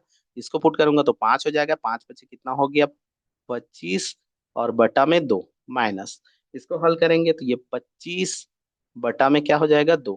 इसको हल करेंगे तो ये प्लस हो जाएगा, ध्यान दीजिएगा माइनस प्लस का गलती मत कीजिएगा, क्यूब करना है तो 25, मतलब 5 पचे 25, 5 6 125 बटा कितना हो गया 3। अब इसको सॉल्व कर लीजिए, क्या 9/2 आ रहा है, तो इसको सॉल्व करेंगे तो 25 × 4 = 100, और हर समान है तो 125, तो ऋण 125/2 धन 125/3। हल करेंगे तो 125 कॉमन ले सकते हैं, और यहाँ पर आएगा 1/3 माइनस 1/2। हल करेंगे तो मेरे ख्याल से इसमें नहीं आ रहा, इसमें ना 2 ऋण 3 बाई क्या आ रहा है 6, 6 से तो ये कटने वाला है नहीं, मतलब पहला ऑप्शन गलत। ऐसे कर सकते हैं, -2 पुट कीजिए, -2 को पुट करके देखते हैं। ठीक है, -2 को अगर पुट करेंगे, यहाँ पर देख लीजिए यही पर कर दे रहा हूँ, तो -2 पुट करते हैं, तो -2 अगर पुट करूंगा तो -2, और ये 3 हो जाएगा, 3 3 कितना हो गया 9/2 हो गया, माइनस इसको सॉल्व कीजिए, यहाँ पर 3/2 9/2 हो जाएगा, माइनस इसमें 3 तिया 9 तिया 27/3 हो जाएगा। हल करेंगे 3 या 27 हो गया, और इसको हल कर लेते हैं, 9 दूनी 18, ये हो गया ऋण 18/2, ऋण 9/2, और ऋण कितना आया 9 आया। ठीक है, हल करेंगे तो इसको हल करेंगे तो 9, 18 और 9 जुड़ जाएगा 27, तो ऋण 27/2, मतलब ये आ गया ऋण 27/2, ऋण 9 आया। और सॉल्व करो तो ये हो गया 9 दूनी 18, ये, अच्छा ये प्लस होगा, देखिए यहीं पर गड़बड़, यहाँ गड़बड़, यहाँ प्लस होगा, प्लस मल्टीप्लाई माइनस का करोगे प्लस हो जाएगा, ये प्लस, तो ये हो गया ऋण 27 धन 9 दूनी 18 बटा कितना आ गया 2। तो फाइनली ऋण 9 बटा क्या आया 2। तो मैं बोला था ना ऋण भी आए तो भी चलेगा, ऋण भी आए तो भी चलेगा, क्योंकि कैलकुलेशन में मिस्टेक की है ना, हो सकता है इसमें ये घटे, इसमें ये घटा दिए। ठीक है, तो हल करेंगे तो कितना आ गया, ऋण 2 रखे तो ये आ गया। ठीक है, तो इसका जो ऑप्शन है वो आपका ऋण 2 क्या होगा, सही होगा, ऋण 2 सही ऑप्शन होगा। 2 भी रख के देख सकते हैं, 2 में नहीं आएगा, है ना, कभी कंफ्यूज हो गए, अरे ऋण तो आ गया उसमें धन आएगा, तो नहीं, 2 में अलग ही आएगा, 2 में आएगा ही नहीं। आप करके देख सकते हो, तो इस तरह से आपको करना है। बाकी मैं इसका वक्र भी बना के बता रहा हूँ कि किस तरह से बनाते हैं, एक्चुअल में इसको बनाना कैसे रहता है, चलिए देखते हैं। अगर मैं इसको बनाना चाहूँ पूरी तरह से, जैसे क्वेश्चन हल करना रहता है, जेई मेंस वगैरह में लिखना भी रहता है ना, मेंस वगैरह का पेपर दे रहे हैं तो, वरना तो 12th क्लास में भी, तो y = क्या दिया था, x माइनस एक्स स्क्वायर, और y = क्या था mx। अब इसका ग्राफ बनाना है, मान मेरे को ग्राफ खींचना है, y = mx कब मेरे को पता है, मूल बिंदु से जाने वाली रेखा, ये हो गया y = mx। ठीक है, अब ये कहाँ जाएगा, इसका ग्राफ कैसे होगा, तो ये x का वर्ग है, वर्ग है माने कर्व बनेगा, वक्र बनेगा। अब वक्र बनेगा तो कैसे बनेगा, कहाँ होगा, क्या होगा, किस तरह से वक्र बनेगा, ये तो x का स्क्वायर है, तो इसको अगर वक्र का बनाएंगे तो एक चीज और है, कटान बिंदु से भी पता चलता है। इन दोनों का कटान बिंदु क्या क्या आया था वहां से पता चल गया। एक तो मूल बिंदु है, मतलब एक पक्का है कि वक्र यहाँ पर काट रहा है। अब ये कैसे बनेगा उसको हमको देखना है। तो y बराबर क्या है, x माइनस एक्स स्क्वायर। तो हमको ये ग्राफ पता है, y इक्वल टू अगर y square equal to 4ax रहता है तो कैसे बनता है, y square equal to minus 4ax रहता है तो कैसे बनता है, x square equal to 4ay रहता है तो कैसे बनता है, y square equal to 4xy रहता है माइनस में तो कैसे। ये इसमें क्या होता है, इसमें जो होता है ये एक्स के पॉजिटिव डायरेक्शन में बनता है, ये एक्स के नेगेटिव में, ये वाई के पॉजिटिव में, ये वाई के क्या में बनता है, नेगेटिव में। वाई के नेगेटिव में बनता है, ये एक्स स्क्वायर है। तो देखो कौन सा वाला कंडीशन आ रहा है, पहला तो नहीं आ रहा है, वाई का स्क्वायर है, मतलब एक्स अक्ष में नहीं बनेगा, है ना, एक्स अक्ष में ना। दूसरा देखिए इसमें क्या आ रहा है, एक्स स्क्वायर, और एक्स स्क्वायर में माइनस भी लगा है, माइनस कॉमा लेंगे तो ऐसे बन, मतलब पक्का सा है ये एक्स के नेगेटिव डायरेक्शन में ये बनेगा। अब नेगेटिव डायरेक्शन में कैसे बनेगा, किस तरह से होगा, उसको निकालना है हम। ठीक है, उसका चित्र बनाना है, तो उसका निकालना है कि कैसे बनेगा। कर्व बनेगा, एक तो बनेगा, मतलब एक्स का नेगेटिव डायरेक्शन मतलब ये ऐसा होता है, नहीं वाई का नेगेटिव में जी, वाई का नेगेटिव मतलब ऐसा। लेकिन इसका जो शीर्ष है वो शीर्ष मूल बिंदु होना चाहिए, तब ये ऐसा होता है। क्योंकि ये इसका मूल बिंदु नहीं है तो क्या बिंदु है उसको निकालोगे तो हल करना पड़ेगा आपको। तो शीर्ष यहाँ नहीं है, शीर्ष कहीं है, तो छोड़ो ना, कहीं भी है, हमको उससे क्या मतलब। एक चीज हमको पता चल गया कि इन दोनों का एक कटान बिंदु, तो इन दोनों का हल करेंगे तो क्या पता चलता है, कटान बिंदु। हल किए तो एक जीरो आया, हल किए तो एक वन माइनस एम आया। मतलब ये है कि एक तो काटेगा जीरो पर और एक काटेगा वन माइनस एम पर।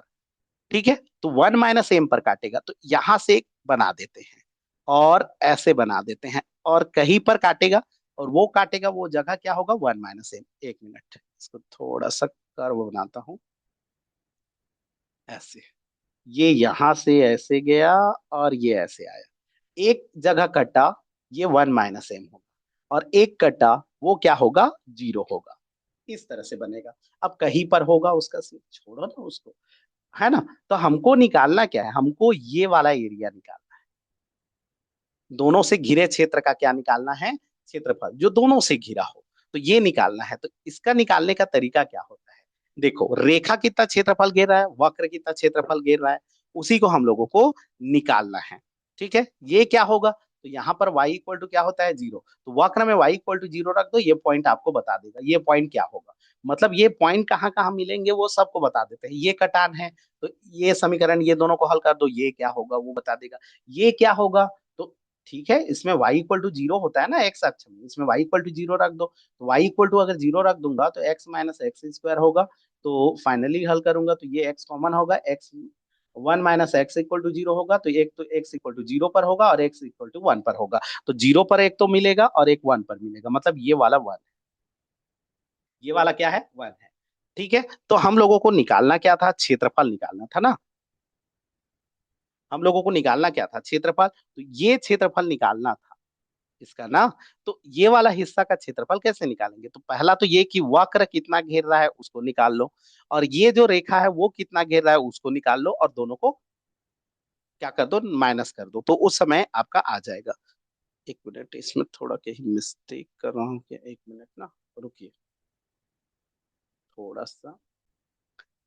ठीक है, देखिए क्षेत्रफल कैसे निकालते हैं उसको पहले समझिए। अगर मेरे को एक वक्र दिया है, ठीक है, वक्र में दो पॉइंट दिए हैं, ये वक्र है, ये रेखा है मान लेते हैं, इसमें दो पॉइंट दिया है, ये पॉइंट और ये पॉइंट। मान लेते हैं यहाँ पर x का वैल्यू a है और यहाँ पर x का वैल्यू क्या है, b है। मेरे को ये एरिया निकालना है, तो सीधा इस रेखा का a से b तक समाकलन कर दो, इतना क्षेत्रफल आ जाएगा। इतना क्षेत्रफल क्या होगा, आएगा। हमको चाहिए क्या, इस क्वेश्चन में हमको चाहिए क्या, हमको ये वाला हिस्सा चाहिए, थोड़ा सा बता रहा हूँ। हमको ये वाला हिस्सा चाहिए, ये वाला हिस्सा। अब ये वाला हिस्सा को निकालने के लिए क्या चाहिए, कटान बिंदु। तो कटान बिंदु तो हम लोग, एक तो यहाँ पर क्या है, x इक्वल टू जीरो है। यहाँ पर अगर देखेंगे तो यहाँ पर x इक्वल टू क्या है, वन माइनस एम है। देखो अगर 1 तक समाकलन कर दोगे ना वक्र का, तो ये पूरा एरिया को बता दे, यहां से लेकर के पूरा यहाँ तक। तो हमको वहां तक थोड़ी चाहिए जी, हमको तो केवल इतना चाहिए। अब इतना चाहिए तो कैसे करेंगे? यहाँ पर हम लोग पूरे का समाकलन नहीं करेंगे, यहां से केवल इतने का समाकलन। एक रेखा कट गया, ठीक है। यहां पर हम लोग समाकलन करेंगे यहाँ, मतलब 1 - m तक। अगर इस रेखा का मैं 1 - m तक करूंगा तो ये एरिया आएगा। अगर मैं वक्र का 0 से लेकर 1 - m तक करूंगा समाकलन, अगर उसका करता हूं क्या का, अ, ये वाले रेखा, ये वाला वक्र का, यहां से यहां तक, तो ये वाला हिस्सा आएगा, ठीक है। अब देखिए बड़ा हिस्सा कौन दे रहा है? वक्र। छोटा हिस्सा कौन दे रहा है? रेखा। तो वक्र के क्षेत्रफल में रेखा के क्षेत्रफल को घटाएंगे तो आपका डेफिनेटली प्लस आएगा, जबकि मैं इसको इसमें घटा दिया हूं, इसीलिए हमारा माइनस आंसर आ रहा है, ठीक है। तो इसका अगर देखेंगे तो सीधा से ये है, ये वाला वक्र y1 होगा और ये वाला रेखा y2। तो यहां पर अगर y1 - y2 करेंगे और ऐसे निकालेंगे तो आपका बच जाएगा, बाकी चित्र ऐसे ही बने, तरीका यही रहेगा, ठीक है। किसी का चित्र कभी कभार क्या होता है, अटपटान अलग बनता है, कभी जोड़ना भी पड़ जाता है, जरूरी नहीं है कि हर बार घटाना हो, इसलिए पहले चित्र देख लो बोलते हैं। लेकिन अगर किसी का चित्र नहीं बन रहा है तो वो क्या करे, बनाएगा तो वो समाकलन जानता है, थोड़ा हल करना जानता है, तो क्या करेगा? तो उसके लिए फंडा बता रहा है, उसी के लिए मैं ये फंडा आप लोगों को बताया कि आपको कभी भी घिरे क्षेत्र का क्षेत्रफल दिया है, दो रेखा दिया है, तो सबसे पहले तो उनका कटान बिंदु निकालो। कटान बिंदु 2 पॉइंट आते हैं, तो आपका ये सीमा हो गया, आपका ये क्या हो गया? सीमा। और फिर सीधा सा क्या करो, एक को y1 मानो, दूसरे को y2, हल कर दो, समाकलन कर दो, आ जाएगा एरिया। उतना में क्या हो गया? आ गया। अगर मैच कर लिया तो ठीक है, नहीं मैच किया तो समझो कि अलग विधि से बनेगा, छोड़ दो। चित्र नहीं बनता मतलब नहीं बना पाओगे, ठीक है। चलिए देखते हैं नेक्स्ट क्वेश्चन, ठीक है जी। चलिए देखते हैं। तो बाकी और क्वेश्चन को अगर हम लोग बनाएंगे ना तो थोड़ा लंबा हो जाएगा, बाकी शेष केवल 15 क्वेश्चन बचे हैं, तो 15 क्वेश्चन के लिए मैं नेक्स्ट एक वीडियो बना दूंगा, ठीक है। बहुत लोग कमेंट किए हैं कि, मतलब कुछ लोग कमेंट किए हैं कि सर ये पीडीएफ चाहिए या फिर ये चाहिए, तो उसके लिए मैं ना कोशिश करूंगा कि एक ना टेलीग्राम या फिर व्हाट्सएप का एक ग्रुप बना दूं और लिंक को डाल दूं, उसमें जुड़ जाइएगा। मैं ये पीडीएफ को वहां डाल दूंगा, जो भी क्वेश्चन पेपर वगैरह चाहिए रहता है वो भी मैं वहां पर अवेलेबल करवा दूंगा। तो उसके लिए मैं ना एक टेलीग्राम चैनल का एक ग्रुप बना देता हूँ, और फिर उसका जो ग्रुप का जो लिंक है ना, हो सकता है इसी वीडियो में डाल दूं या तो अलग कोई वीडियो बना करके उसमें डाल दूंगा। क्योंकि ये पूरा क्वेश्चन के लिए एक ही पीपीटी है, इसलिए 100 क्वेश्चन तक जब कंप्लीट होगा ना, उसके बाद मैं ये पूरा पीडीएफ को वहां डाल दूंगा। मतलब अभी तो फिलहाल ऐसे ही सेंड नहीं कर पाऊंगा, क्योंकि बाकी भी क्वेश्चन है और उसका बनाया नहीं, मतलब एक ही पीपीटी में है ये, ठीक है। तो कोई भी एक वीडियो जो लास्ट वीडियो होगा उसके नीचे मैं टेलीग्राम का एक ग्रुप दे दूंगा, उसी में मैं सब जो भी पीडीएफ है उसको डाल दूंगा, बाद में डालूंगा, पहले ज्वाइन कर लीजिएगा, फिर इस तरह से मिल जाएगा। और कंटिन्यू अभी कोशिश करूंगा मैं जो जो हो सके ये वाला कंप्लीट हो, उसके बाद चैप्टर वाइज कराने की कोशिश करूंगा, ठीक है जी। देखते रहिए, धन्यवाद।